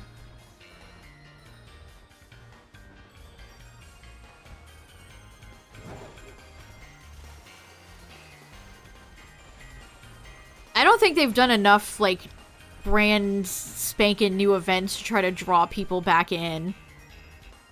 Like, sorry, but I don't need to do raids for the genies. That's just... that's just not something I'm interested in spending my time with. Like, remote raids were so nice.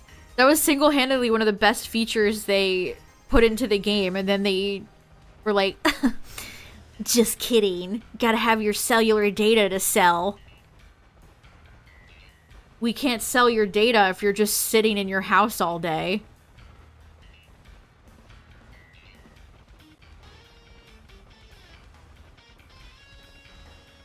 I keep getting emails from them and it's just like, come on guys, give it up.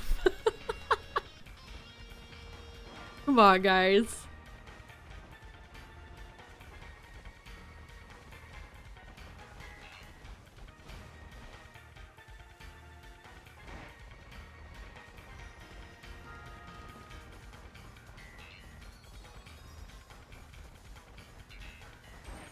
I don't know, I'm sure they still have plenty of whales buying 500 raid passes for whatever reason.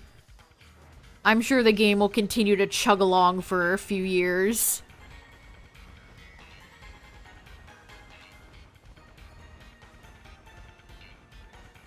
As for their Monster Hunter one, who knows? Yeah, their tickets have always been overpriced. Their ticket stuff reminds me a lot of, like, Pokemon Unite. Where it's just grimy. It's just like, ugh.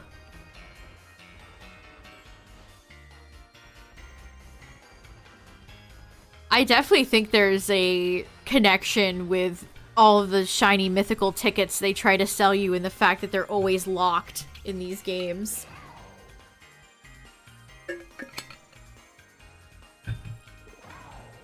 I'm gonna put my tinfoil hat on right now. Yeah, I could see there being a connection.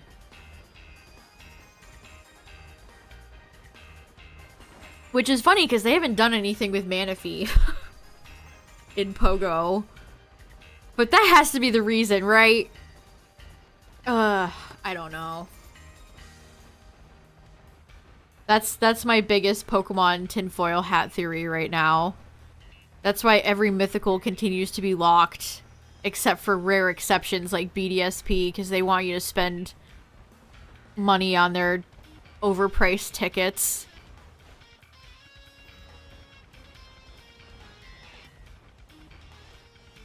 Which sucks. Because you see my shiny living dex number, chat? I don't count Pogo shinies. Of course, you do you. If you want to count your Pogo shinies, go for it. But me personally, I don't count Pogo shinies, so I could probably inflate that number by a couple hundred if I did, but I don't know. There's no... It just doesn't hit.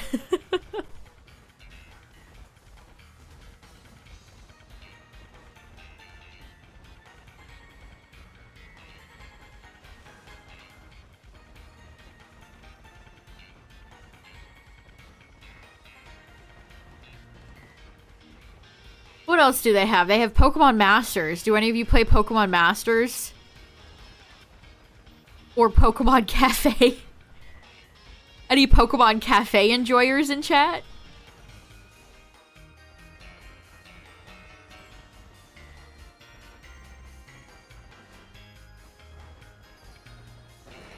Rate and Pogo is trash.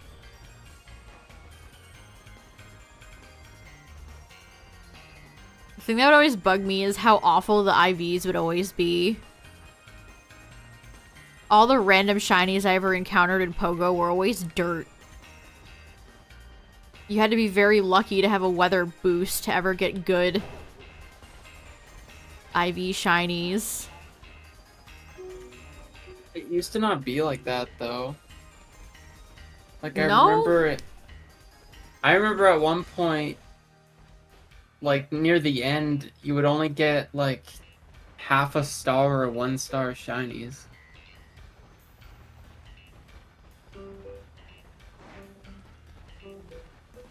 Old phone ran Masters like crap. Yeah, it's kind of...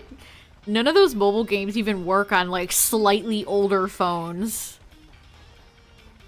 You have to have an iPhone 27 to run our mobile game.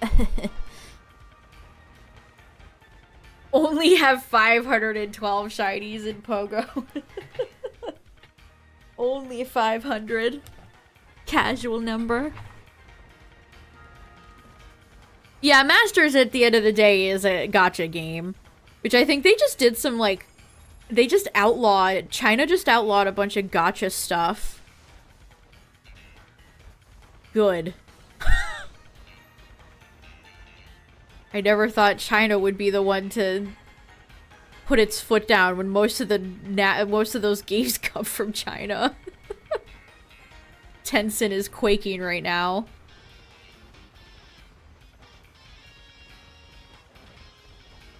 Oh no, how will I ever pull generic anime woman number 503 from my Star Rail Genshin Impact game? No! My life is ruined.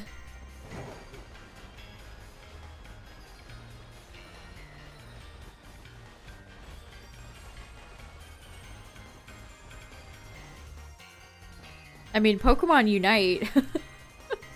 I don't think Pokemon Unite has much of a player base anymore. I mean, of course, that's just me observing a small sample size, but a lot of the people I know who enjoyed Pokemon Unite early on just have not touched it in a long time.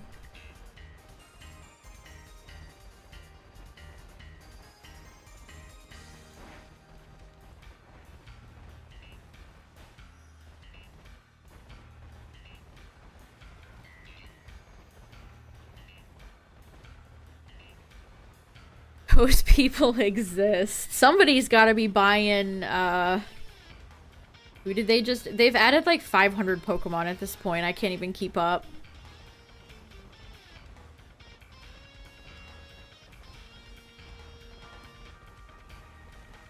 We are doing alright. We're chilling. Looking for Slowpoke. Almost debating if I need to pop a sandwich, because this is not... This outbreak is not being nice right now.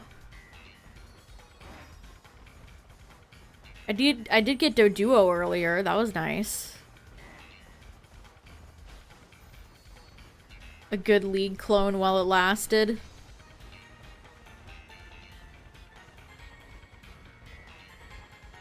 I saw a tweet the other day. This is like the epitome of like the Pokemon community. Somebody quote tweeted somebody using the Synchro machine as Lugia and was like, oh, I would love a game where you play as a Pokemon like this. And then immediately the call of the most annoying people were like, actually, Pokemon Mystery Dungeon is right there. That is not what that person was talking about, and you know it. Mystery Dungeon is like a grid-based system. You cannot open world explore as Lugia in Pokemon Mystery Dungeon. Happens all the time. There's one shiny hunter, which I don't think I've ever seen that woman have a good take in my entire life, but it was like, What do you mean? Mystery Dungeon is right there. a lot of people don't like Mystery Dungeon, first of all. It's a very, like, it's a very specific type of game you have to like. And second of all, it's so obvious that's not what they meant. Like, yes, you can play as a Pokemon in Mystery Dungeon. Good job. Here's your cookie. Good job. Here's your gold star. Yay. As I slam my head against the table. Like, you're just willfully, like, misinterpreting this person's tweet to get a dunk on them. So the weirdo Mystery Dungeon fans can, like, oh, Mystery Dungeon's right there. The story made me cry. Thinking about it makes me cry right now.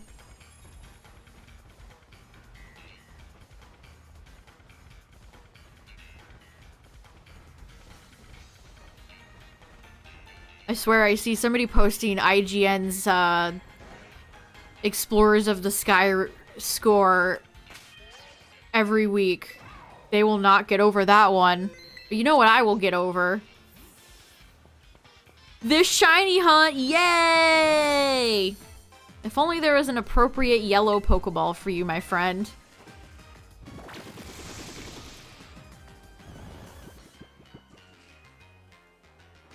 We got the yellow lad. What's up, Databyte? Oh, my voice. I'm losing my voice. Doing the actually. Fried my voice. It's just like the epitome of like Pokemon fans. Woefully misinterpreting what somebody said to be like, Mystery Dungeon is...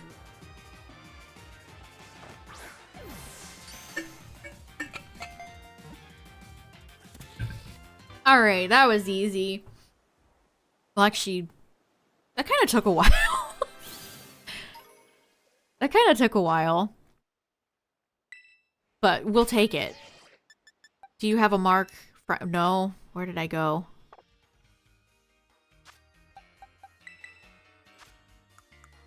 Oh, we got a Dawn Mark Slowpoke. That's beautiful. Ooh, it's definitely not Dawn. That is a thing of beauty right there. Alright, I think I can add one. I did need Galarian Slowpoke. I need Slowbro too. I have King. Cool.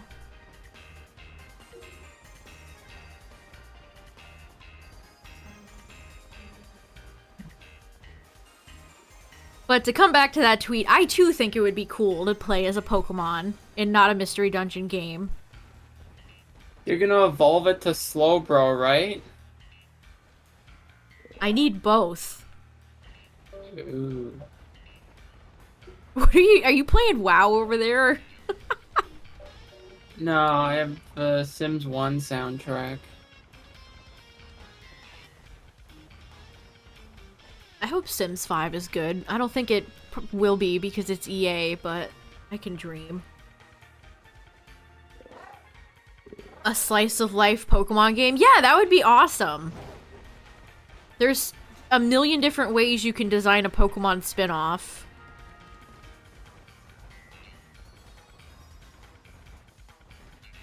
I don't know, I like the Mystery Dungeon games, but it's kind of weird to see people say they're like the best thing since video game sliced bread.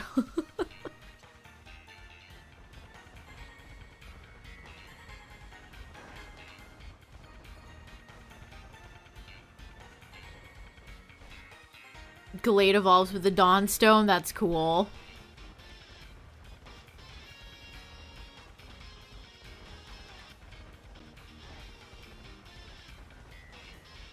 Yeah, I would love a series that follows, like, maybe a different Pokemon profession.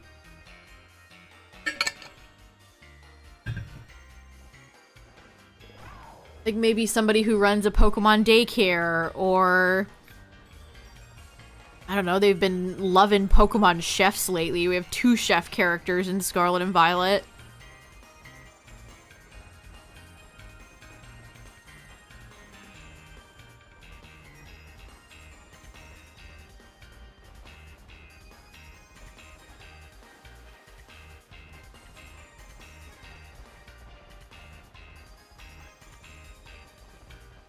Do we have 3? Arvin, Crispin, who's the other one?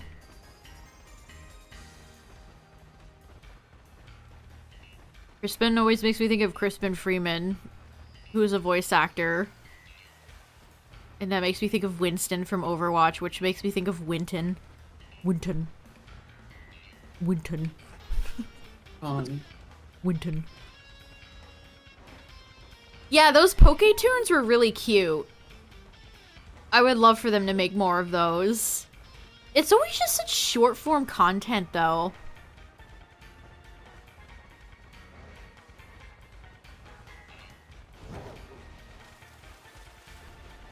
Man, remember that Detective Pikachu 2 came out this year? 2 months ago. I was like, what other spin-off games? Oh, Detective Pikachu.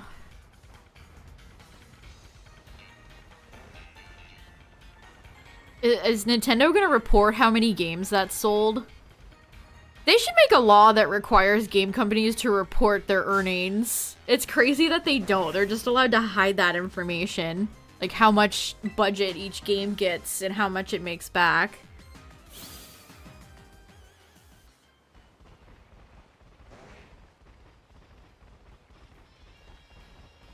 Like movies do that. They should make video games do that. Like, that leak for Insomniac is terrible. But the little interesting tidbits, like Spider-Man 2 costing $300 million, is kind of like, huh, that's interesting, I guess. Man, I forgot about Pokemon Quest. Pokemon Quest? Is that the mobile thing? I think so. That's like the blocky, the voxel game, That game right? that's like super successful in China. Yeah, the voxel game.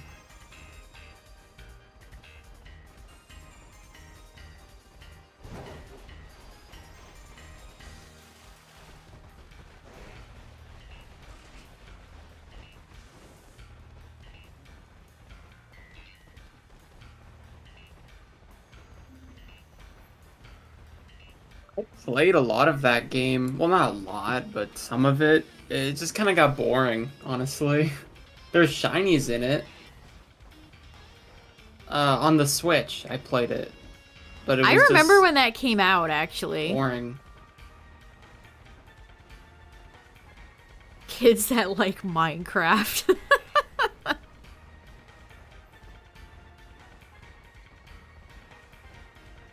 I miss Trozy. I liked Pokemon Trozy a lot. Although if there was one Pokemon side game that I could revive if I had the power, it would be Pinball. I would love a new Pokemon Pinball. Shuffle got a ton of updates too, Justin. Like, there was always events going on, and there was, they even added shinies, I think, for some of them. Shuffle was fun. You don't like I Quest's still- vibes? It's kind of ugly. Yeah, I agree, Midnight. I remember one time I got, it was either a 60 combo or 80 combo, and it was like, this is amazing.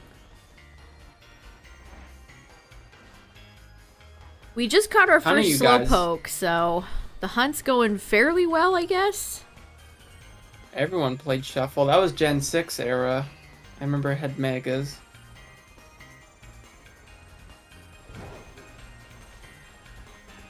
Never got Pokemon. Let me tell you about a little game called Pokemon Dash. Never play Pokemon Dash, Chad. If I could impart some wisdom on you, never play that. Don't emulate it, don't buy it, don't look at it. It's not a good game. That was one of the first games I played as a kid where I was consciously like, wow, that was bad.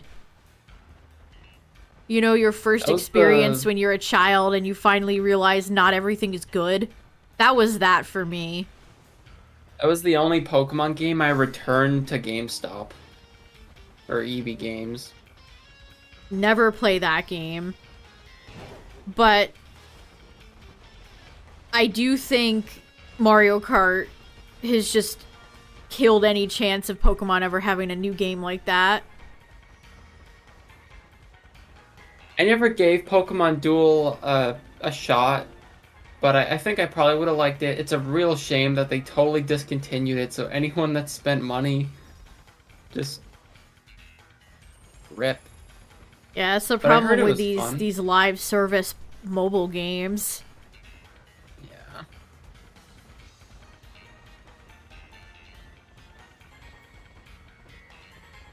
I never played Duel either, but I remember it. I remember it existing. Yeah, I do too. I wasn't much of a mobile gamer at that time.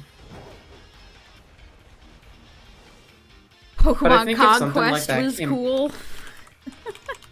Well, speaking of Pokemon Conquest, that is one of the few Pokemon side games that I have never played. But we have an incentive right now where I would check it out if it was met.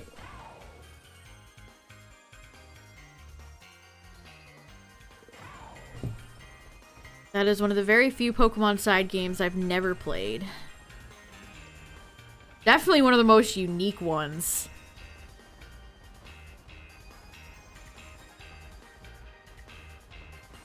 You never played it either, right? Conquest? No. I remember I had the Nintendo Power for it, of the issue that they were promoting it. But no, I never got it. I don't really know why. Because that was not short after Black and White won, so... I have a poster of Zekrom and Nobunaga. Because I bought the Zekrom figure back when I was still collecting Zekrom. And I have that poster on my wall right now.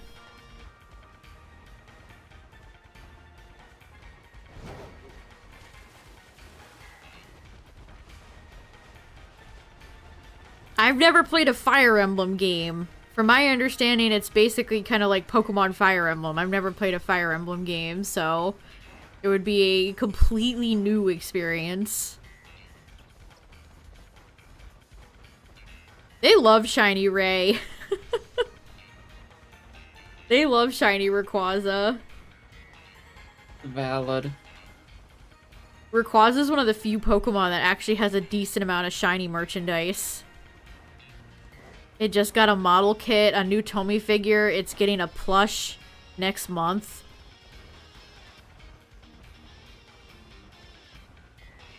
Rayquaza is one of the very few Pokemon that I'd say has a good amount of shiny merchandise. Magikarp and Gyarados are the other two.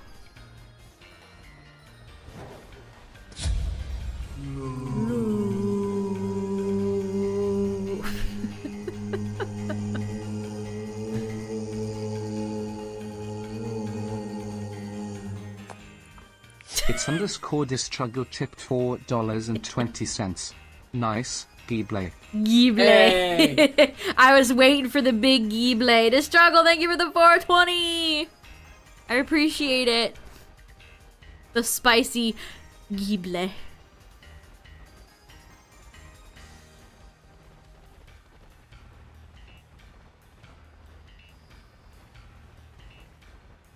Yeah, the shiny Ray plush does actually look really nice. I wanted to make a video on the Koraidon and Miraidon Scale World figures. I didn't tell you, Tyler, they already sold out. Pre-orders for those already, like, flew off the shelf. Wow. Wait. Premium Bandai is made to order, though.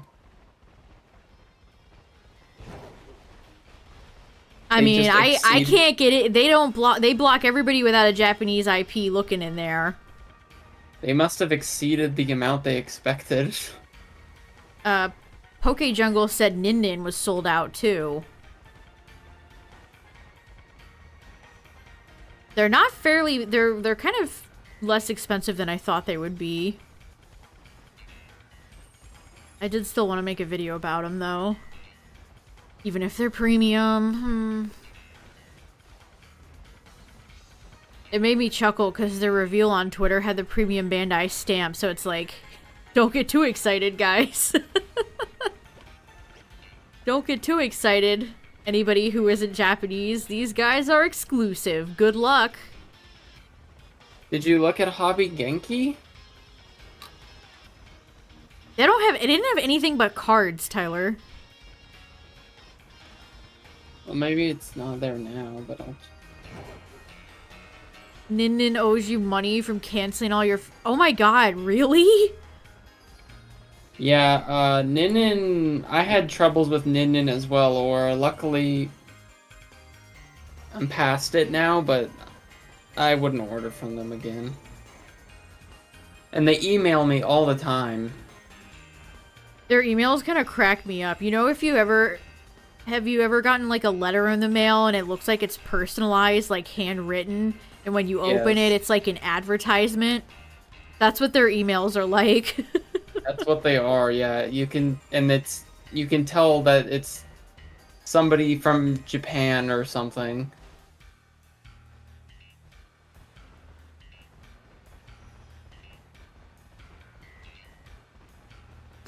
That's a funny comment to receive when we're talking about Koraidon and Miraidon Scale World figures that are exclusive to Japan. You know what gets me, chat, is that there is a premium Bandai for the US, but it is the sparsest thing you will ever see. I don't know if they have a contract or something where they won't put Pokemon over here, but they just refuse. Weird. They hate free money, apparently. Also, one reason I won't ever order from Nin Nin again is because if you're not in America, you'll be paying duty fees on it. So I had to pay import fees. That's, I can't believe your countries have that. That's insane. I know there's a lot of people and like everyone in the UK, Australia, I think you guys have to as well.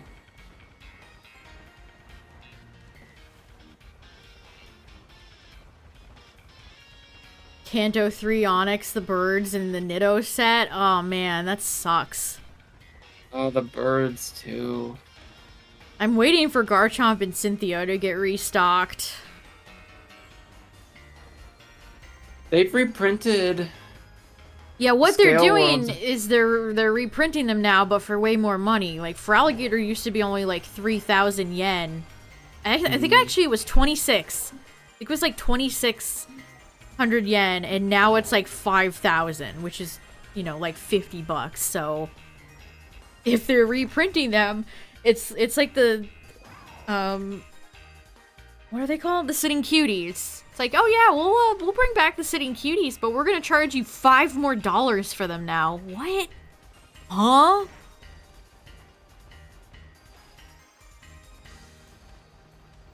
They always declare it wrong, I swear. Oh, Okini, I don't think I was. Yeah, Oh, look, imagine yeah, look.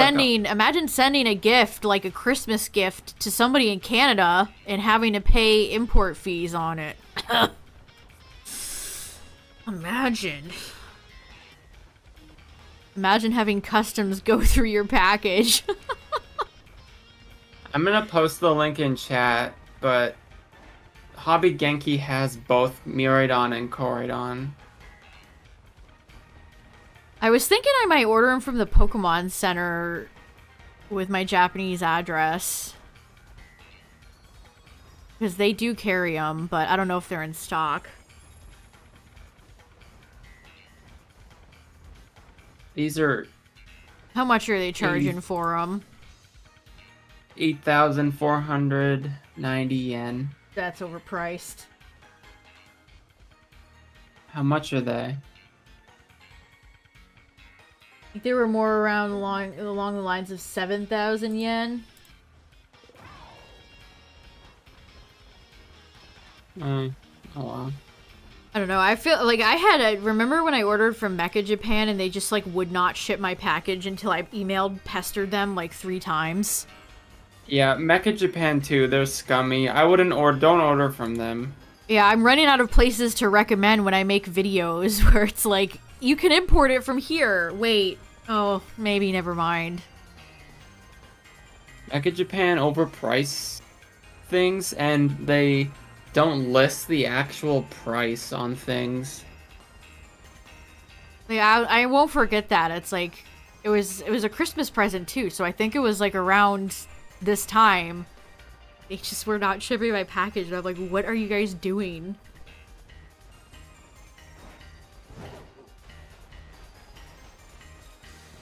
If you make an Amazon JP account, I highly recommend them if you can use them. Yeah, you can actually order stuff from Amazon Japan to a lot of other countries. Just be prepared to maybe pay like 2,000, 3,000 yen for shipping. Yeah, it's usually a $30 flat rate, but I mean... They're very fast. Compared to other import websites, that's pretty on par.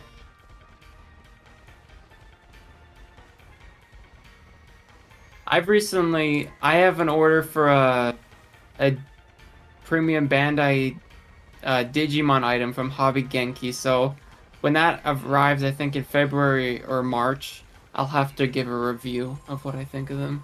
Hopefully everything goes smooth. Had to argue with them just to send you an invoice for an adjusted delivery charge. That's so annoying. That's just like what I had to do. I had to pester them to send my package. Like, it's been 3 weeks, guys. Maybe ship it out. I paid for it. Ship it out.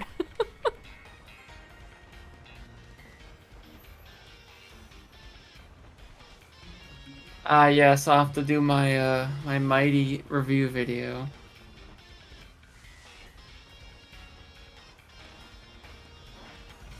But a company I've never had issues with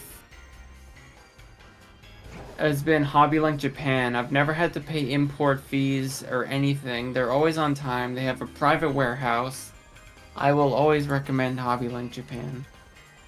Yeah, I just got a package. That's where I got the Groudon model kit from and a bunch of Tomy figures I might do shorts for on the channel. The only time HobbyLink has ever messed up is like a decade ago when they sent me a Purloin plush instead of Audino, and I emailed them and they sent me the right one without even having to send it back. I'm surprised they didn't ask you to tear it up.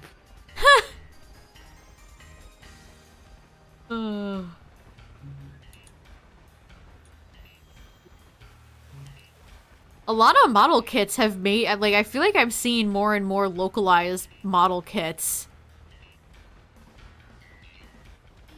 They just announced Sprigatito, that's their newest one. They need to make Kyogre. They have Rayquaza and Groudon. They need to make Kyogre. They need to make Koraidon and Miraidon. Where the frick are they? The Tomy figure packaging is so weird now, chat. They're just boxes. They used to be clear plastic with a window so you could see the figure. And now they're just boxes. They're also more expensive.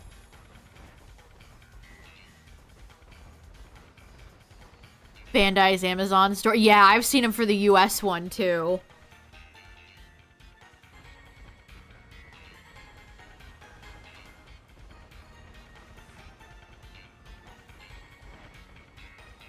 Even the Pokedolls, like I made a short for the new Pokedolls, the Charcadet, Tinkatink, and Palafin Pokedolls.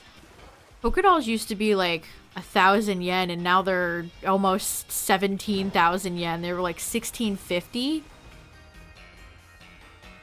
So it isn't just the US Pokemon Center that's increasing the prices of everything.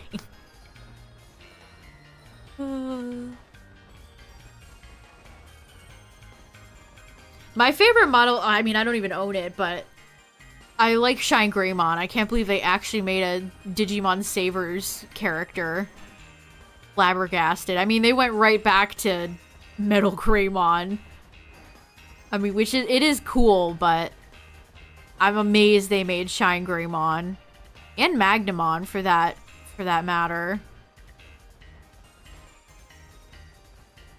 They're doing a lot of neat Yu-Gi-Oh ones too. Yu-Gi-Oh is getting so many figures that are actually like cool and unique these days. I don't even know how to process it. It's weird to live in a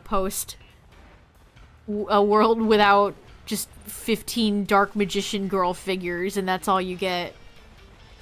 I just saw they just put those ones, the 5D set and the one with the dandelion on too.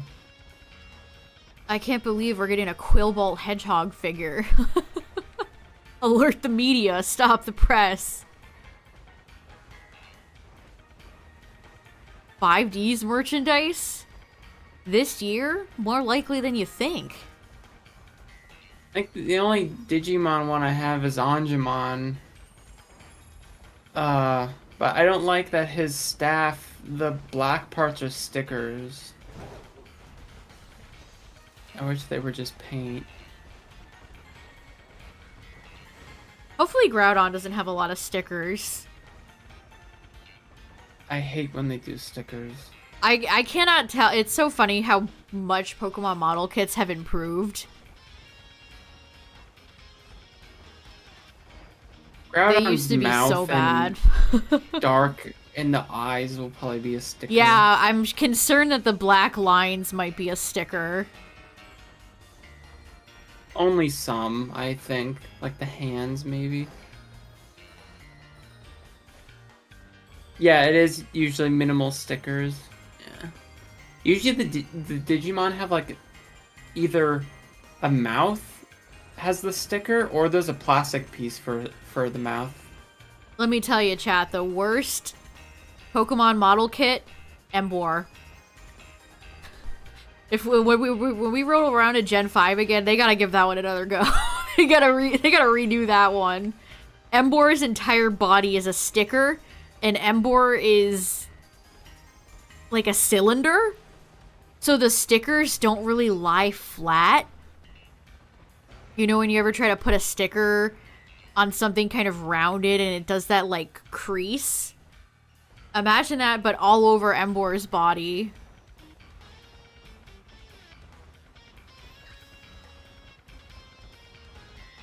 Samurot's was rough too. I did Samurott for the channel. You can see a lot of those early reviews that are still up there.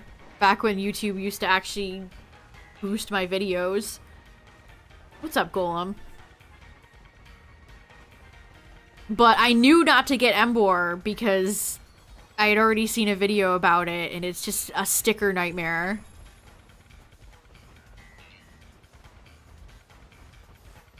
Because they're made very cheaply. They want to use as little plastic as possible to keep the cost down. So that's why everything was stickers. And now they're a little bit higher quality, so less need for stickers over everything. They're still there, though.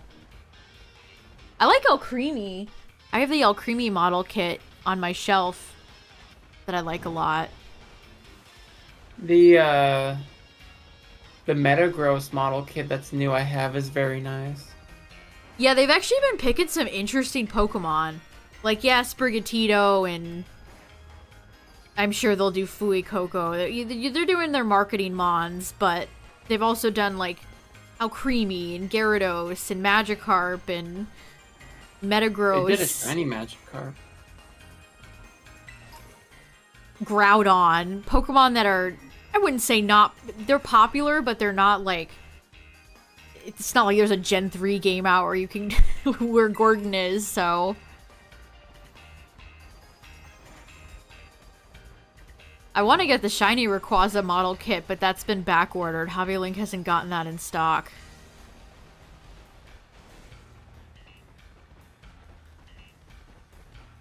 They're releasing a Terapagos figure where it has its full form. Well, not like the egg form, but the carpet one. I don't know, should I get it?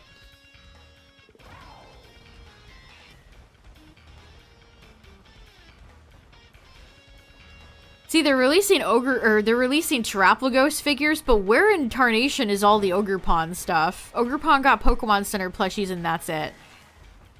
What a flop. I don't know if they focus tested this or what, but Ogrepon is the clear winner here.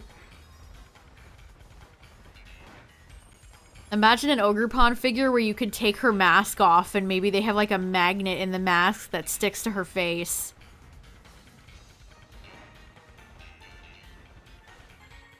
That would actually be super cool. Would be neat. They should start incorporating magnets into it. I think the Tandem Mouse Mousehold stuff might have it so they stick together.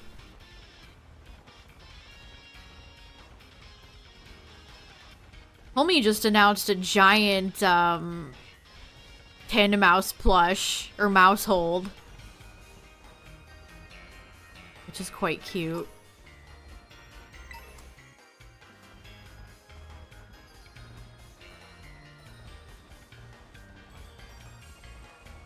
Homie doesn't make bigger figures anymore. Koraidon and Miraidon are super size, which just means Great Ball.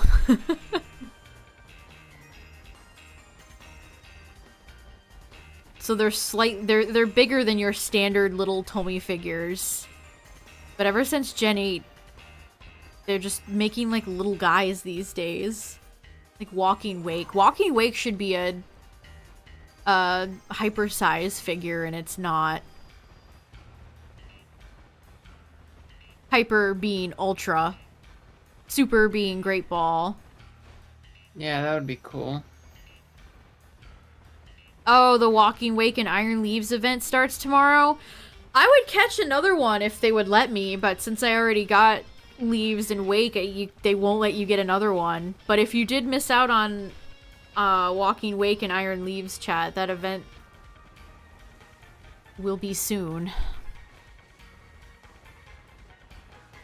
Why they weren't in Area 0 where Terraplagos was is beyond me.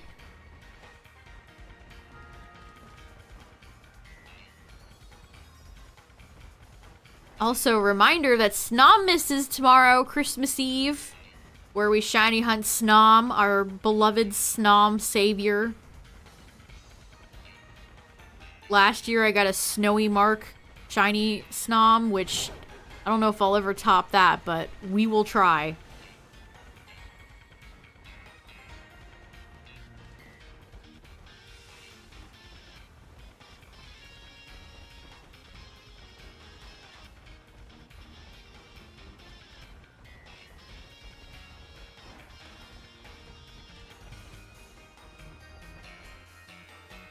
Dang, this Slowpoke just doesn't want to show up. I just need one more. Set me free, game. One more.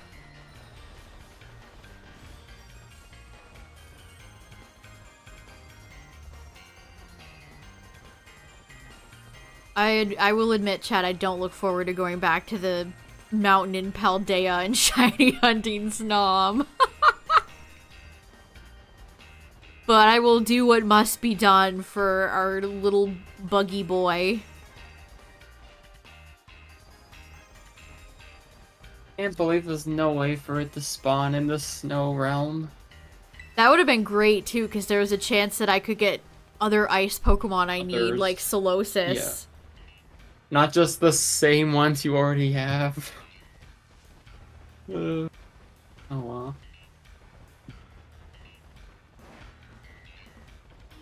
Hold on. Where? Cerebi says Paldea wild spawn biomes. Snow Mountain. Paldea. Are you sure? I am fairly sure, yes.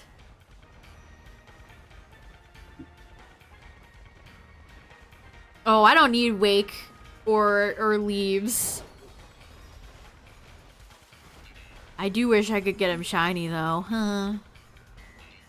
I look forward to shiny hunting them in Gen 11.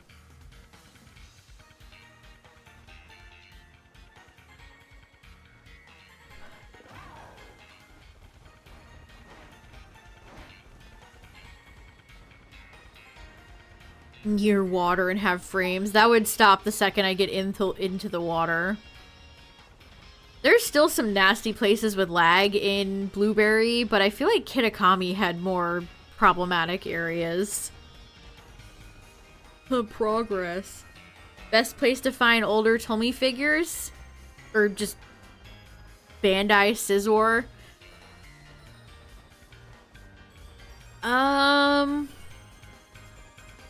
I know it's probably not like a great answer, but honestly things like eBay or Mercari.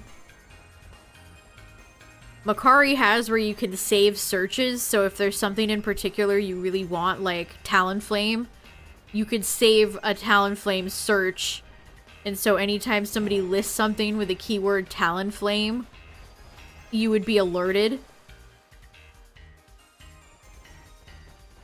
I would also say if you've ever heard of Bai. Yeah, and, definitely. like, You could definitely check out like Yahoo Japan, but that's a bit more complicated because you do have to import or use a third-party service, like Tyler said, Bai. I think Bai is the most beginner friendly. But it would be right from Japan. With those services, you just have to really be careful not to. A lot of them have lots of fees. You have to really make sure you do your research.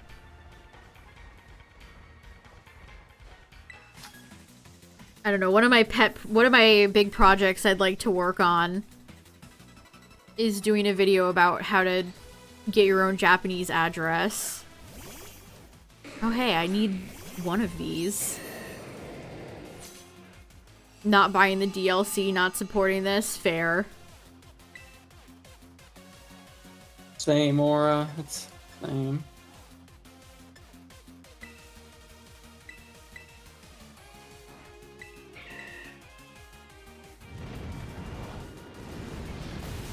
Yeah, I just looked at now to see if anyone else encountered a Chinese SNOM in the DLC. It's not there. That's No, such a it's shame. not. That's too bad. SNOM Power Hour? Maybe you go back and do it in Sword and Shield? I don't know. Snom train will not stop running.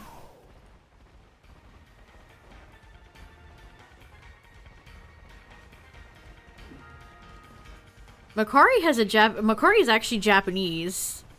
It started as a Japanese selling website. There some third-party services don't allow you to buy from it though, which is annoying. Also, if you try to make an account, they make you use a Japanese phone address to verify your account.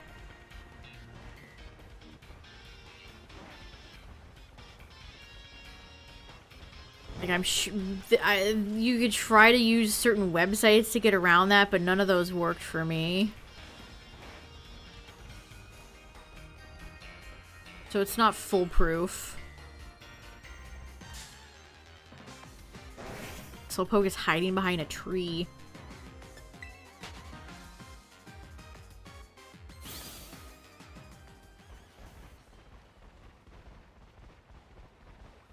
Looking for a lot of old Pokemon stuff can be pretty miserable because people, ever since the pandemic, ever since the Logan Paul, Charizard, massively overpriced Pokemon stuff during the pandemic, a lot of people grossly inflate prices. Like, I want $600 for this Raikou Pokédoll. No. No, no, no, no, no. I don't know, we're in this, like, weird era where everybody thinks their, like, old retro junk is secretly worth $500, you know what I mean? Yeah. It's Pokemon is pretty much in its Beanie Baby. It's a Beanie Baby thing. I love seeing Beanie Babies on eBay priced at like $100. They're worth nothing. Yeah. They're only worth what somebody is willing to pay. Look up like your favorite Pokemon and look for the first card that ever released for them, or any if it's an older Pokemon, just look for an older card. Without fail, even if it's a junk common, it'll be $30 or $25 for no reason. No reason.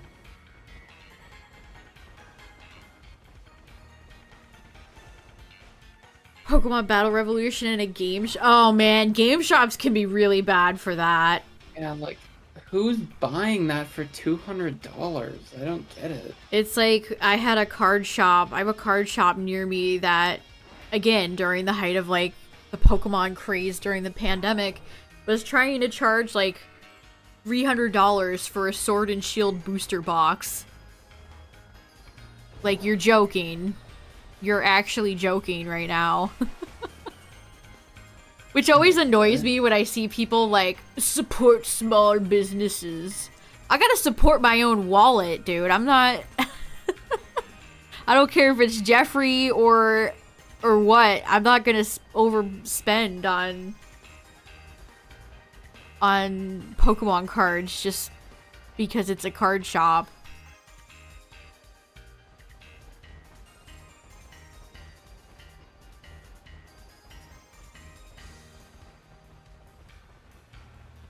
Yeah, Gale of Darkness is super expensive. I mean...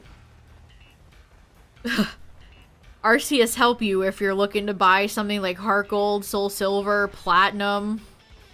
Man, you better have that cash ready. Yeah. DS games, I think, are more expensive now than Game Boy games. Yeah, DS era, definitely. I think it's because there's, like, DS nostalgia now. Like, it's at that point where the people that play those games want to when people were kids when those games came out, now they're old enough to have spending money or jobs. Adults. And the DS games are worrisome because those have more fakes, I think, out there. Bootleg copies. The Pokemon collectors community used to keep up a wiki that was cataloging a lot of Pokemon merch, but it's very inconsistent and I don't think anybody really does it anymore, but it still could have some useful information about like Pokédolls and stuff like that. Yeah, I don't think it's updated. I've been on it. Which that is a bit of a shame. Like, yeah, if you do want to collect Metagross, it's like, well, what even is out there? I think Metagross has a shiny figure, which is probably pretty rare. It does. It has a mega shiny Tomy figure. I have it. Gen 6 had a fair amount of shiny merchandise. Gardevoir got a few shiny figures. Gengar got some shiny figures and a plush.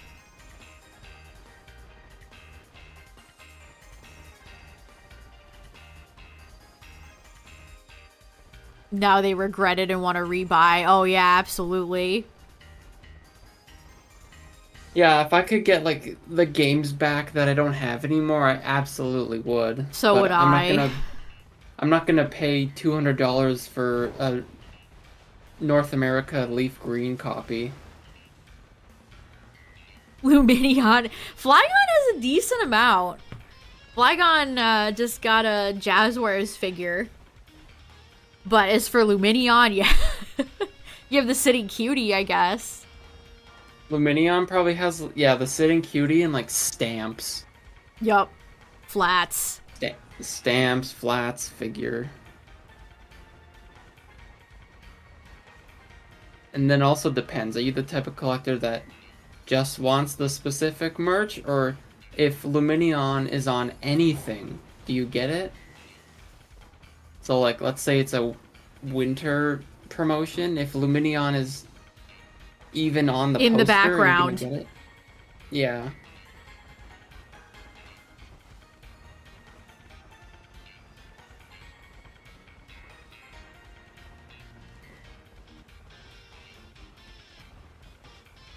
See, this is why, even though Sitting Cuties have gotten way overpriced.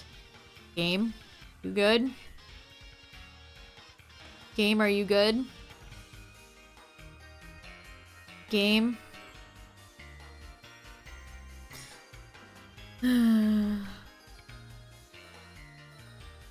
Game. Oh no. Well then.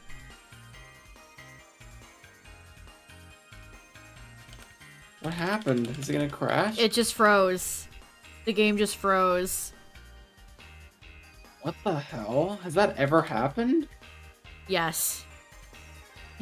Yes, it was. Oh my god, we're back! Oh, it's these. It's this. It's not a bug. It's not a bug. It's not a bug. It's not a bug. It's just an oversight. It's not a just an bug. oversight. I think it's these executor. What's funny is that when I woke up today and I checked Twitter, I saw Joe's wife be like, I'm getting a divorce. Because I thought this Delibird was shiny, but it was Joe.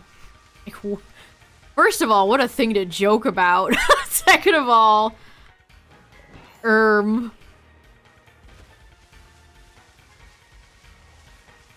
you have a Alolan Executor? I don't know. That'd be a good shiny. But It's I read easy to the- spot. I read the first part of that tweet and I was like, oh shit. Oh. There's a bit of truth in every joke. That's crazy. That would announce your divorce via Twitter.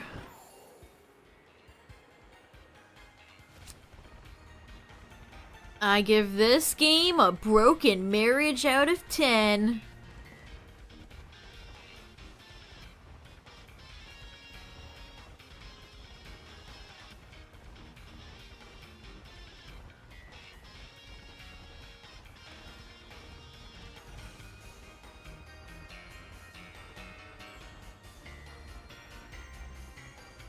I can't believe the game, that was the longest the game had ever froze for. I rate this marriage, donate it. You think Gerard's having a good Christmas this year? That's crazy. This has really been the year of the abysmal YouTube apology, hasn't it, chat? It's quite incredible how none of these people can manage to put out a sincere apology to save their lives.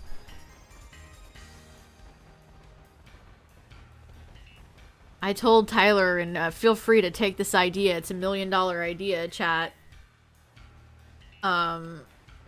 Start a PR company specifically meant to give YouTubers apologies.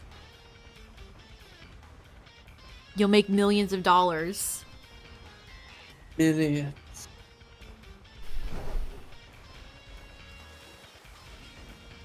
My favorite is when somebody posts an apology and then you know it's going to get deleted in like 10 minutes. Like the James Somerton apology.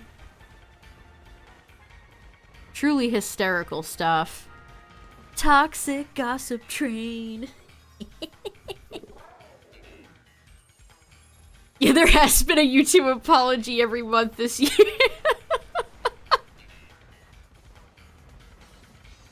Oh.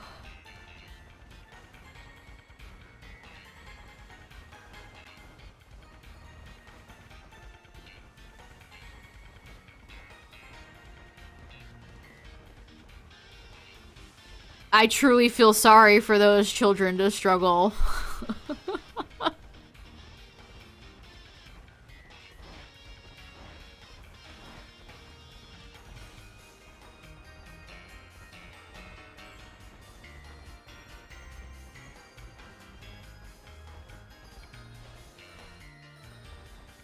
See, that just shows you how rancid you have to be to, like, not... People like Shane Dawson are still around making millions of dollars.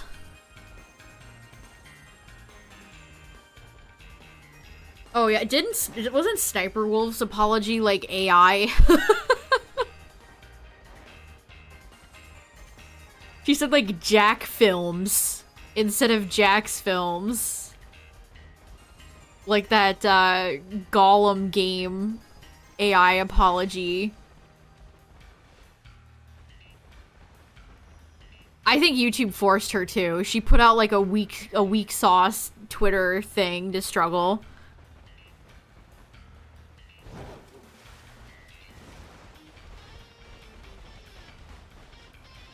It's funny to watch these platforms bend over backwards to cater to these awful people that make them millions of dollars. Like, I don't even think we've talked about it, but like half of every time I've gone on Twitch, except for recently, there's been like naked ladies on my front page. Either gambling streams or naked ladies. Like, Twitch, I don't think you quite understand what I'm looking for.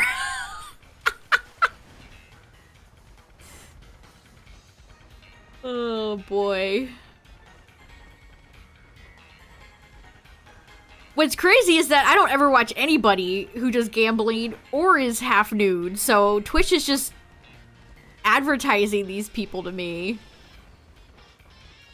It's like, the highest no people, thanks, fellas. the higher Twitch viewers. Yeah, that's one thing about Twitch. It's so hard to get noticed on Twitch. Like, that statistic where most people only have, like, 0 viewers. It's very true, because Twitch will not platform you unless you're making them money.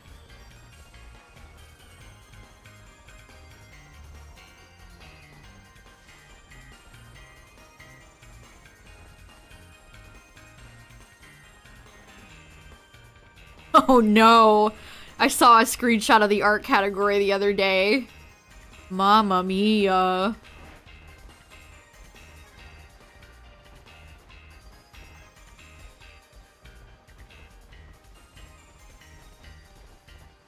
It's like, they don't even bother, like, all I stream is Pokemon, and they can't even, like, seem to get the algorithm right.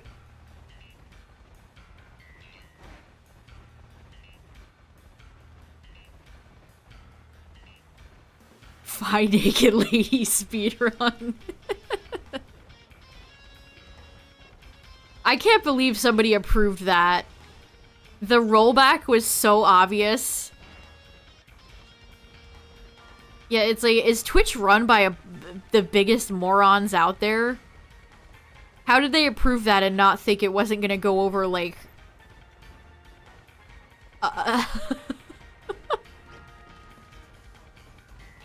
a brick in the ocean.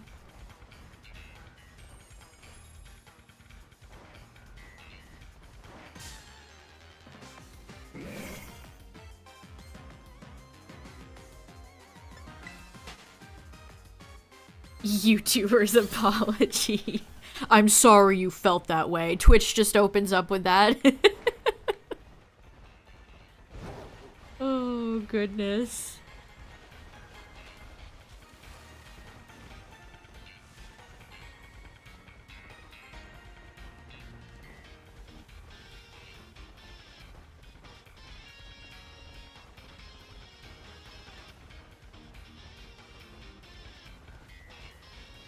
Five-second run. Oh, you're the new world record holder. Congratulations. Your speedrunning trophy is in the mail.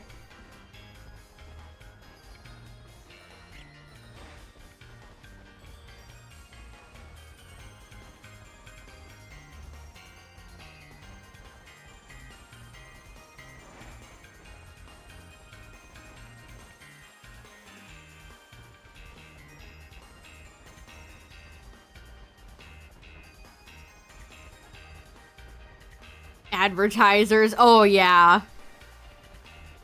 It's definitely they have to appease the advertisers. Cuz if advertisers pull out of Twitch, what does Twitch even have?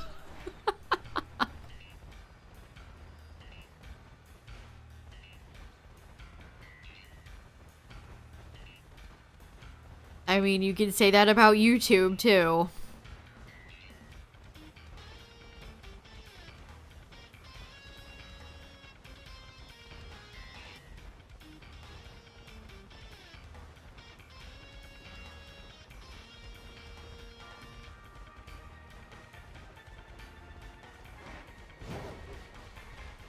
I don't know, the fact that they walked that back like the next day was so funny.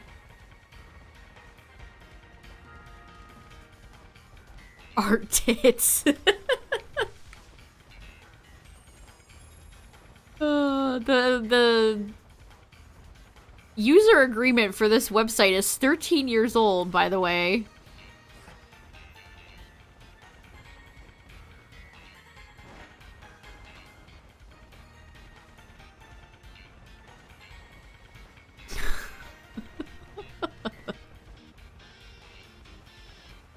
YouTube doesn't even have like a streaming page.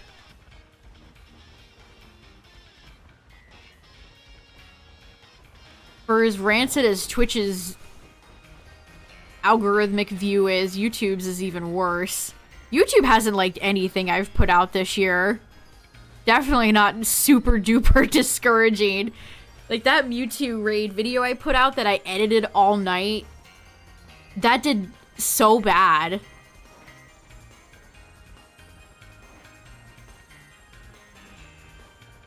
I don't know, to make it in the Pokemon world on YouTube right now, you have to do like generic helpful videos. What's up everybody, it's your boy Blumblebus, and today I'm going to be showing you how to get all Herb Mysticas from Larry.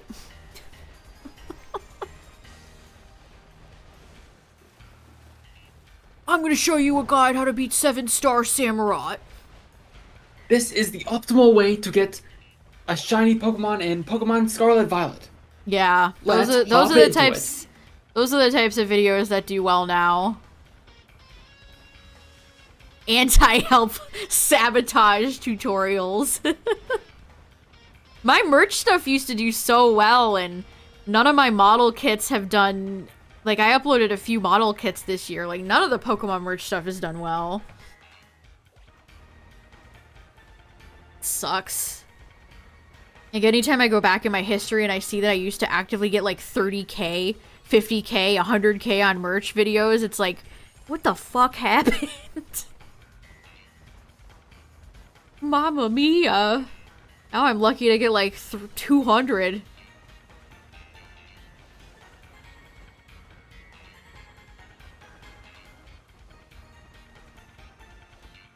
Remove the home screen because you have viewing history off? Oh my god. I mean, YouTube's algorithm doesn't get it either. The next video you should do, because you know how you ordered those chocolate eggs? That video also did really bad. You should open them and don't speak at all and just kind of like rapidly tap the eggs. Keep tapping the eggs. You're so and then right. Open them. I gotta do like... Yeah, like those TikTok videos. Oh my god. You're cooking here. The egg, and then you open each one. Just keep tapping it, and then you open it. Yeah, and make pseudo ASMR videos. You're totally right. And cut them up into like each egg is a video for shorts. Like you upload the whole video, but then you cut each one into a short.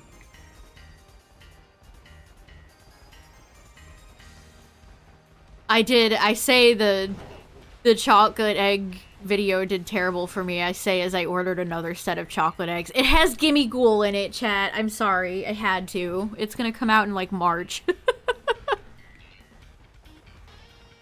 I have to see if I could pull Gimme Ghoul.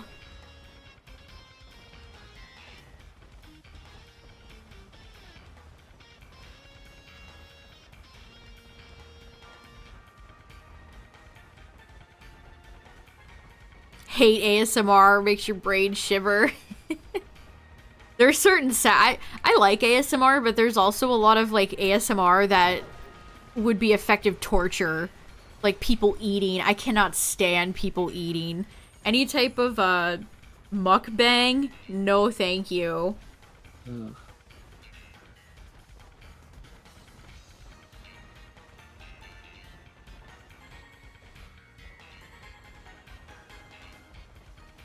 I like a lot of background ASMR where it's just like chill, not, you know, somebody actively being like, woo.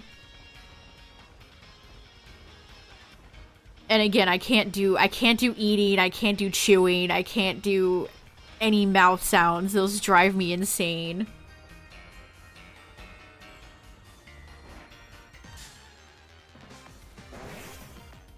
Soap cut. I love watching people crunch soap and those like gym chalk.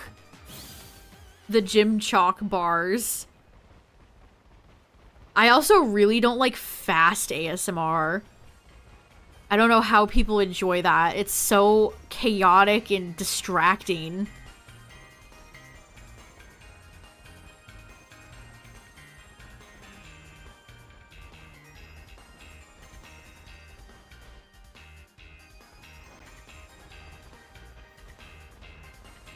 Eating soap and chalk? Oh no. It's like those TikTok videos of people putting like 1,000 cleaning products in a toilet and like putting their bare arm in there. Except I think that is a fetish. That's what it all comes back to.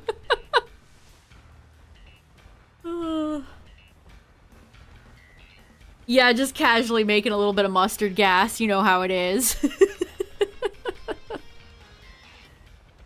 Just casually, giving yourself chemical burns, you know, all for the content.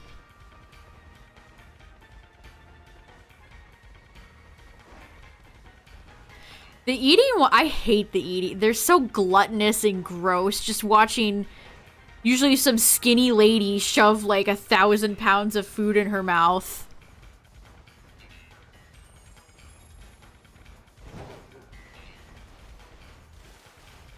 I always think most of that's like content farm. It is. It absolutely is. I mean, this is the year where we had the ice cream so good. Mm.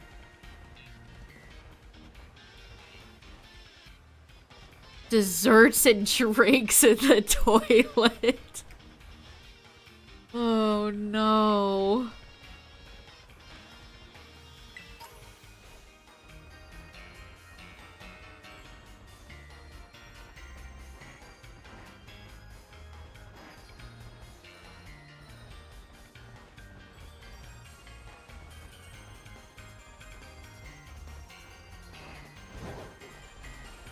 She was the originator, and then a million copycats happened.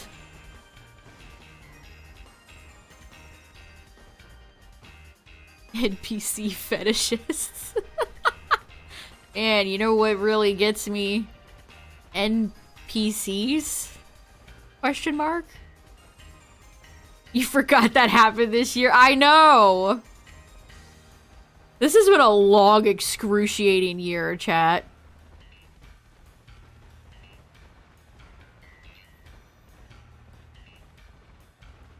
Non-playable character, usually used in video games. And you would have these people on TikTok pretending to be NPCs by repeating phrases.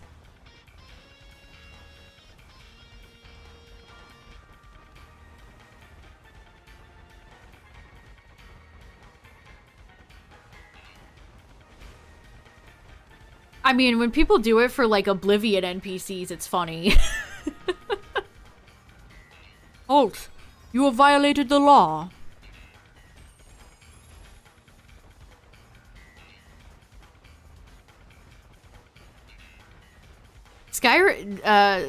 Starfield didn't even have any, like, fun NPCs like that, Tyler. I can't even remember a quote. Stop right there, criminal scum.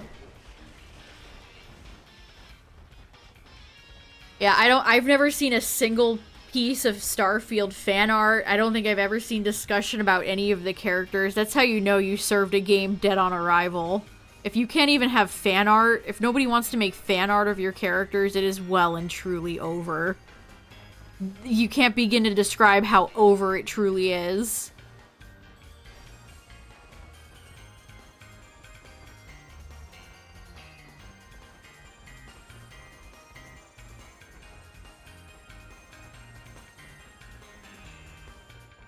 do you know of the High Elves?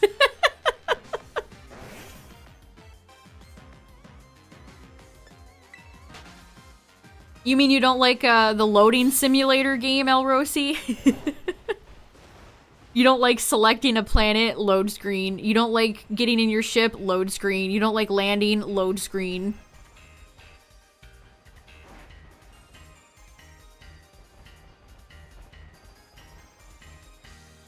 I mean, you want to talk about NPCs, I feel like Pokemon really needs to step up their NPC game. They're all just static.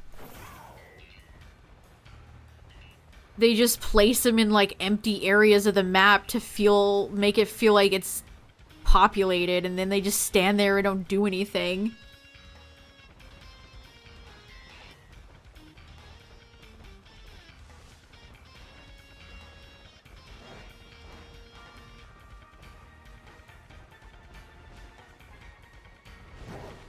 Yeah, it's funny how poorly optimized Starfield was. Imagine playing a video game that's poorly optimized. I could never.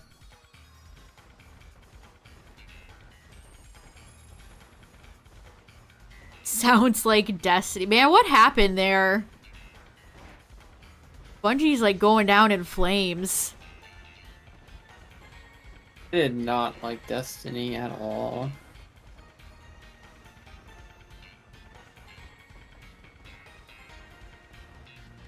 I'm glad that most people are rejecting live service games. That Suicide Squad game looks so rough, dude. Every time I see something about that game, it's like, oh my god.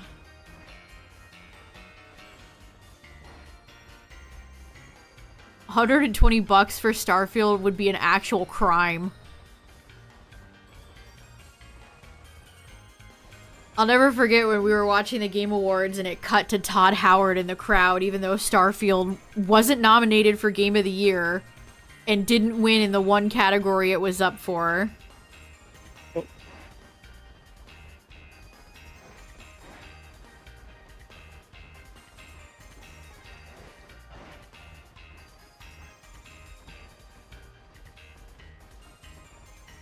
It did deserve nothing, I agree. It didn't even have, like, the comfy, iconic, like, Bethesda music like Skyrim has, or Oblivion. Like, it was just generic orchestral-sounding music. It wasn't... I don't know. I've seen a few people say they like some of the tracks, but it just sounded like generic nothingness to me.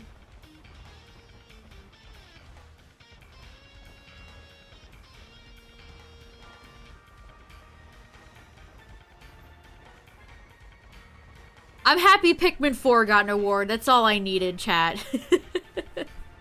I didn't have a dog in the race besides Ochi and Pikmin 4.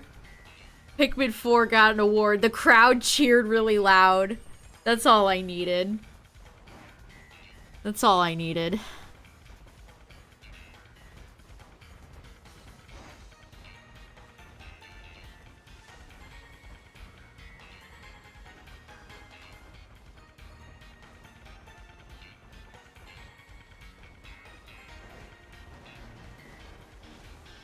Now to wait another decade until Pikmin 5.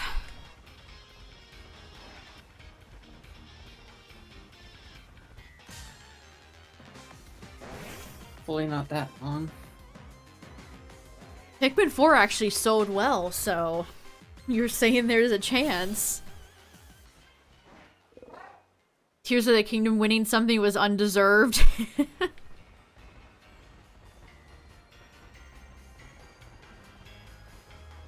If only there was a biggest missed potential of a sequel of all time category.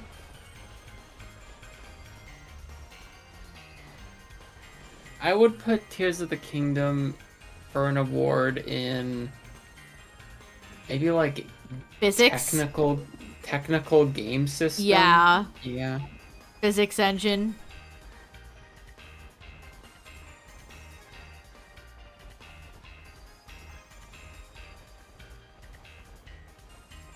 I don't understand why they don't have more categories. Like, why is there not a best horror game?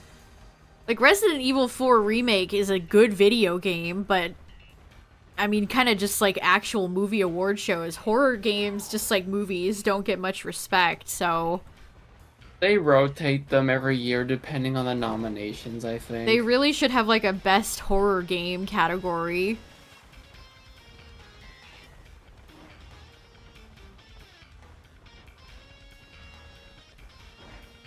There was also a horror game, like, award show on its own this year.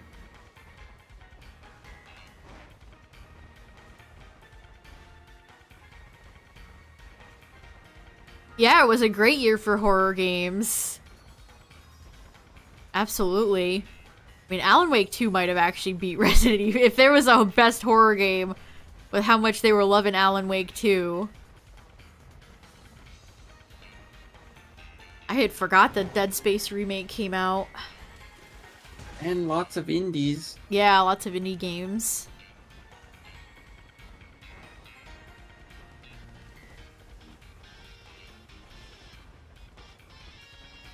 Baldur's Gate 3 deserved it all, though. The game is a masterpiece. I will have to check it out at some point.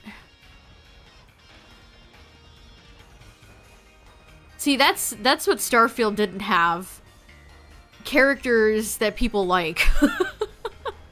Every day I see art of the red lady and the fruity vampire guy.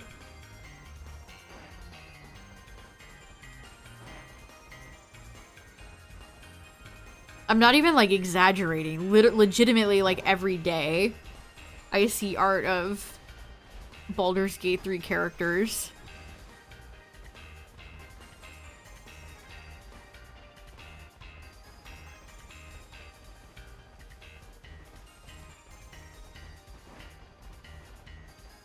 Shame that nobody wanted to make art of, Sarah Morgan? Question mark?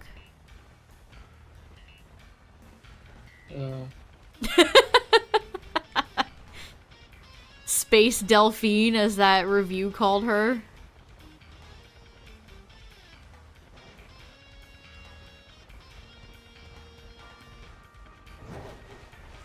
Whoa. Where was the Pokemon DLC?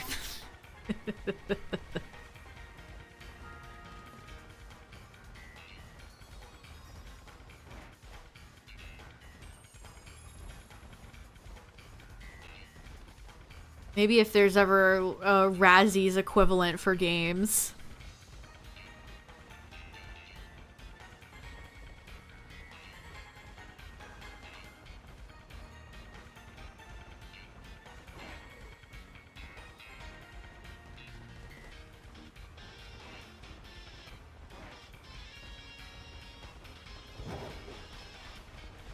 Whoops.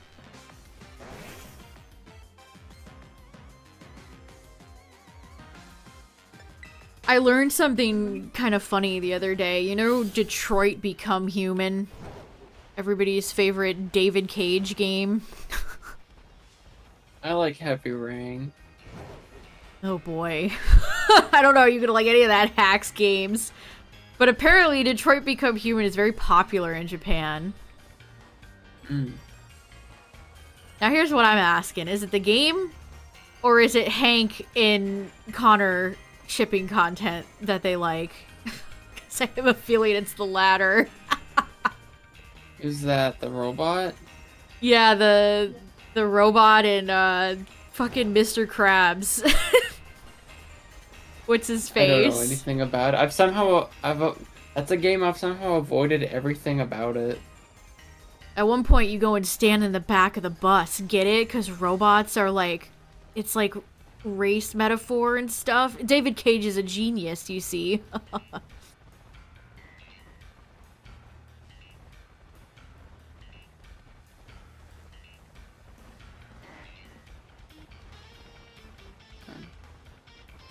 What's that actor's name? Why can't I think of his name?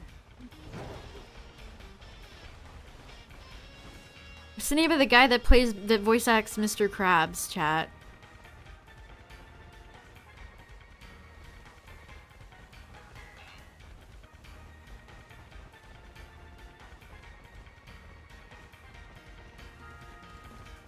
I know this. This is bothering me.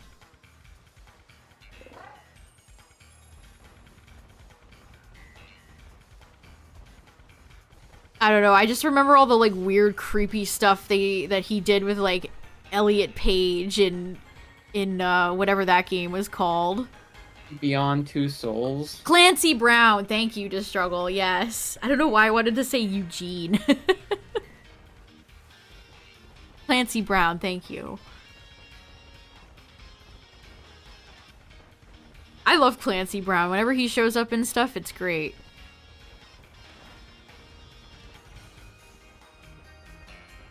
He's a great Lex Luthor. Yeah, Mr. Krabs is just a real person. Eugene is Krabs' first name. You're right. That's why I'm thinking about Eugene. That's crazy. That's such a funny... Steven Hillenburg popped off with that.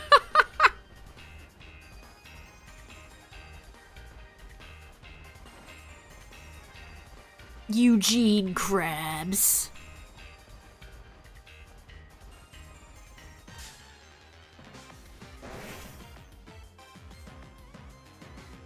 The guy that voices Squidward voiced like a minor character in A Bug's Life, and he's just totally using the Squidward voice.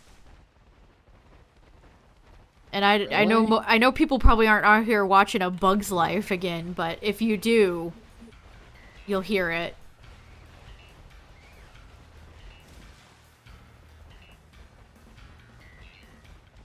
Yeah, they all got names. Sandy Cheeks, SpongeBob, SquarePants, Mr. SquarePants, Patrick Star, Squidward. What's Tentacles. Squidward's last name? Tentacles.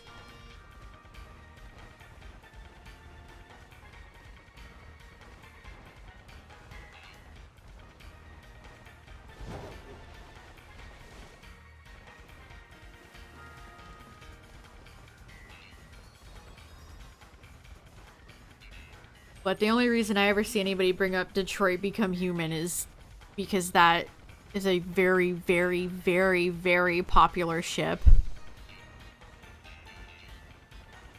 Plankton's name is Sheldon J. Plankton. Sheldon.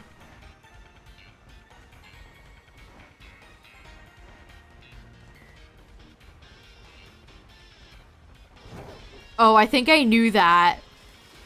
Yeah, I mean they've all done like acting and other voice acting before SpongeBob. Tom Kenny's in a billion things.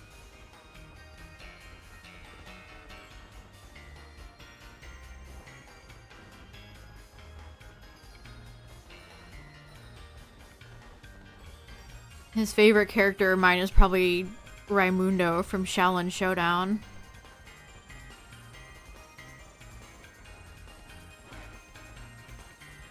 Shout out to Shaolin Showdown.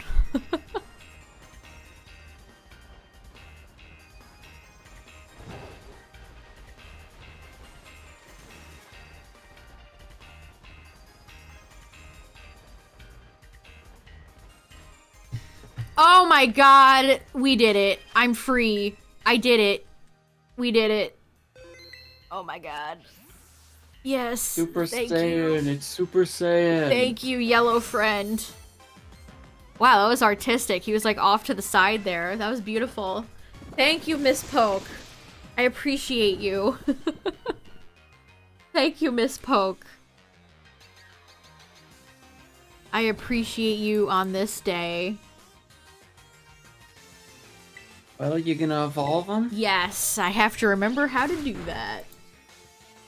Give him the item. Slow. Okay, I can mark both of them off. So now I'm up to 85. Let's go.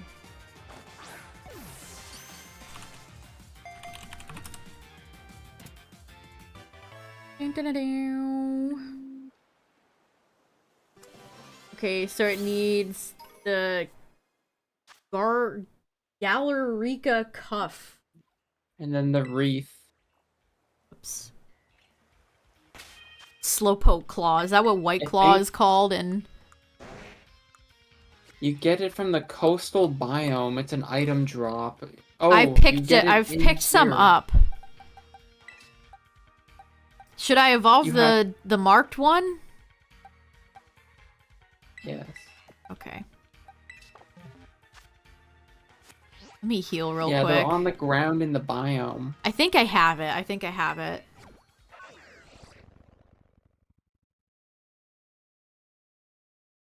Ooh, a shiny Braviary? Nice. I think I have Hisui Braviary, but not regular Braviary.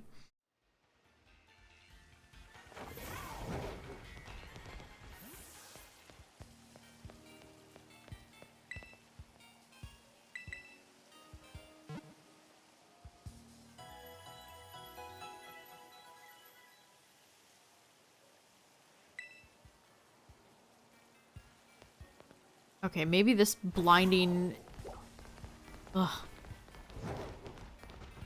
I still hate the... It's so bright. It's so bright. We'll go back to the beach. Beach, going to the beach.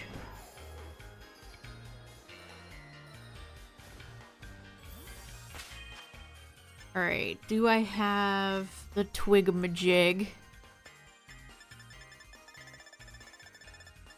I do. What the? Why do I have 18? What in tarnation? No, wait, Maybe that's you a were picking twig. them up. I need a cuff.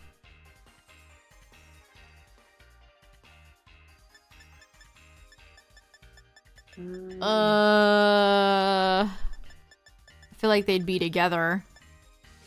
Well, what are the twigs used for? I need to make those into the cuff? Coastal biome. Coastal biome. Okay, I need to find a lady. Not run into the wall. I am looking Exchange- for an NPC. Exchange for the twigs.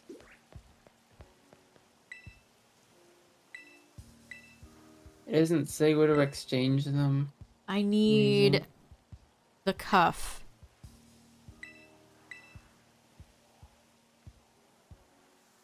It's probably 10 each, I betcha. 8.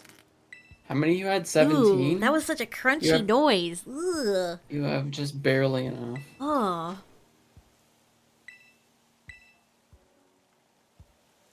Makes them very happy.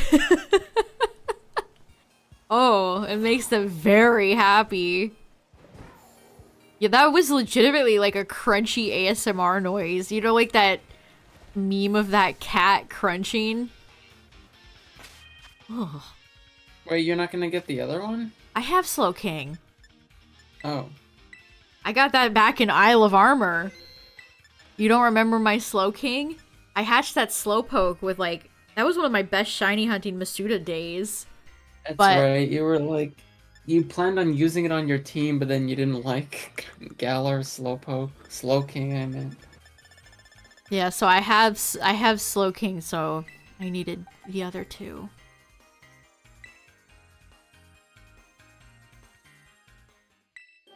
Yay! Evolve my child! This is the cowboy. Gonna be a cowboy, baby! I don't like that it loses the gold Yeah, and yellow. I kind of agree. It's like actually, it creamsicle becomes a colored fake now. belly. It's creamsicle. I actually like that. Never mind. I like that. it's not I think bad. It looks nice. It's not bad. I don't think it's bad. It's better than regular Slowpoke. Yeah, I actually did. I don't have regular Slowpoke. Funny Regular enough, Slowpoke unless I could find. Let me show you guys some of the shinies I've gotten in Shield. Remember to save and check it off the list. I did. In home. In the shiny living decks? What are you talking about? I don't know. Why would I cross them off in home? Yeah, I have everybody except for Slowpoke, chat. I have Slowbro, Slowking, Galarian Slowpoke, Galarian Slowbro, and Galarian Slowking. Ugh. Look at this game! I came back here and I was like... Wow. Ugh. Everything looks so different. I know. It feels so stiff. Like I can't tilt the camera up anymore. Very weird. I've been using my homie Bone Zone. Yeah, it is smooth, isn't it? So a lot of these raid poke. I don't know why I got an extra I could evolve that. I could evolve Tyrogue to save myself the trouble. Oh, I need to transfer one of these Applins to get another Diplin, because I evolved my Diplin into Hydrapple. But check this out, chat. Look at all my Rotoms. I'm missing Heat. And I guess OG... guess I should have an original Rotom? I thought I had Berserker, but I don't think I did, so... I got a Berserker. Look at that neon Joltik. I caught Aerodactyl in a Love Ball. That took like 6 tries, by the way. It might surprise you. But Aerodactyl has a shite catch rate, so that was tough. You can hatch Rotom, I think. Amistar. It's funny, the raid that was being hosted had all the fossils cycle through a million times, but I never saw Amistar, so I'm glad Amistar showed up. I got Dubwool. Yeah, I agree. The Pokemon in Scarlet Violet look way better compared to here. Like here, they still look like how they did in Gen 6, where they all look like toys. Like plastic things. I had about them adding the 6 Munchlaxes I could have evolved, but I just caught a G-Max Snorlax. I friendship evolution to Golbat. What? I don't like Snorlax shiny. Yeah, it's not great, is it? This I wish was it a like orange. Or this was a green. one and done, chat, because I caught it in a heavy ball.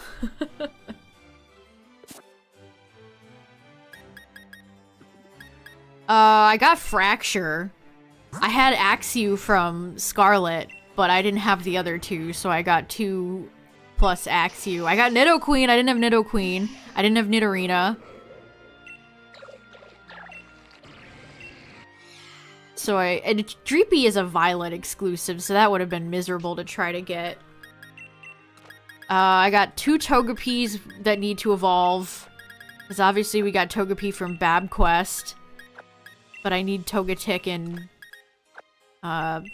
Togekiss. Some of these I think are just doubles. I don't think I needed Sandshrew, but I got it. I did need Sizzlepede. But it's this little mustache. That's a bad shiny. Bad shiny. I do need to evolve one of these cutie flies. Let's do it right now. I love going back to old games and looking at the evolution sequence and how different it is. The evolution sequence in PLA is crazy. What does it look like in Let's Go? See, this is what I was talking about, chat. This sucks. I'm gonna have to do this for like 10 moves. This was a great quality of life feature Scarlet and Violet had. Yeah, look at the like DNA strand or sequence in the back. It's so blue. Yeah, it looks like a virus. Or like Jax. Looks like Jax. All Ooh, right, it's a Christmas. I can mark off Rabombi now. I love looking up. I searched RI and that brought up Riolu, Rabombi, and Rillaboom. I have all 3 of those. And see, it wants to learn Dazzling Gleam again. Like, okay. Here, fine. You can have it. Yeah, there were no new babies in Gen 9.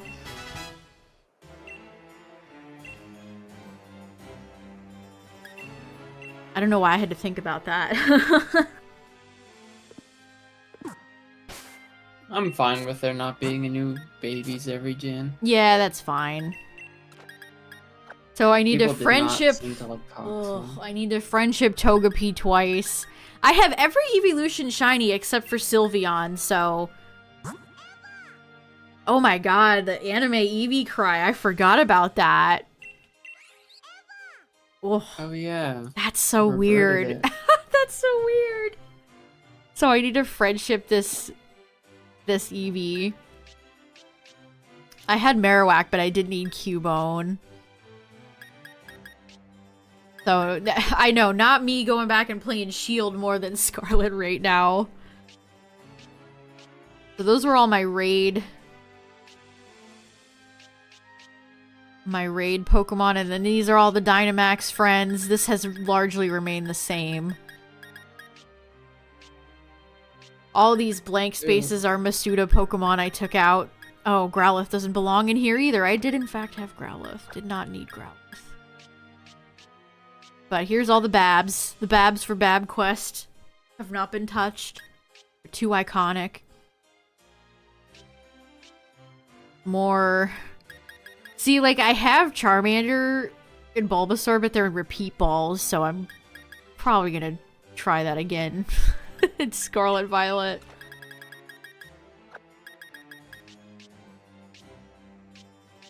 But here's our SNOMs. It technically is SNOM-MAS, so...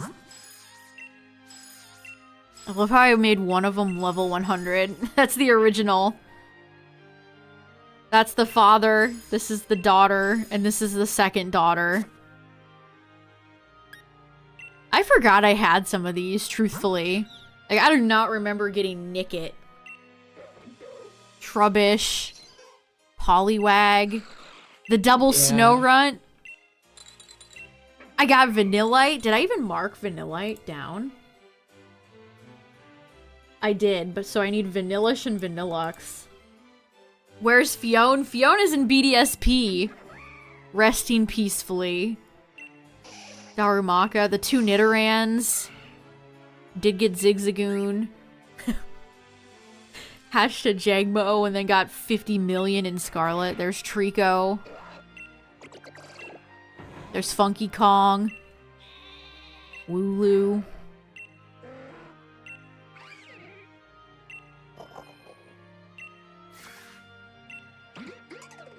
My friend Maractus. There's my Galarian Slowking. It even has Pokerus. What a guy. What a weird Pokemon that is. Quick Ball Zoroark. What have I You've been done? doing PLA too, haven't you? No. PLA doesn't have rate. I have gone in there, yeah. I evolved a Petalil I had. There's the Betrayer Grookey, chat. What's funny is that the Betrayer Grookey is kind of funny because I went back and got a second Grookey, so that's one less shiny I have to get now. I just need to get Thwacky. There's Krook. Icky Vicky. Incineroar, my 15-egg Litten. Larvitar. I don't even remember getting Larvitar. There's Mudkip. My boy Kingdra. I have the whole Flygon line. Whooper. Big Dubs. My most iconic shiny. I know, the Betrayer's making it up years later. It's crazy. A lot of, look at all of these Spooktober shinies in here.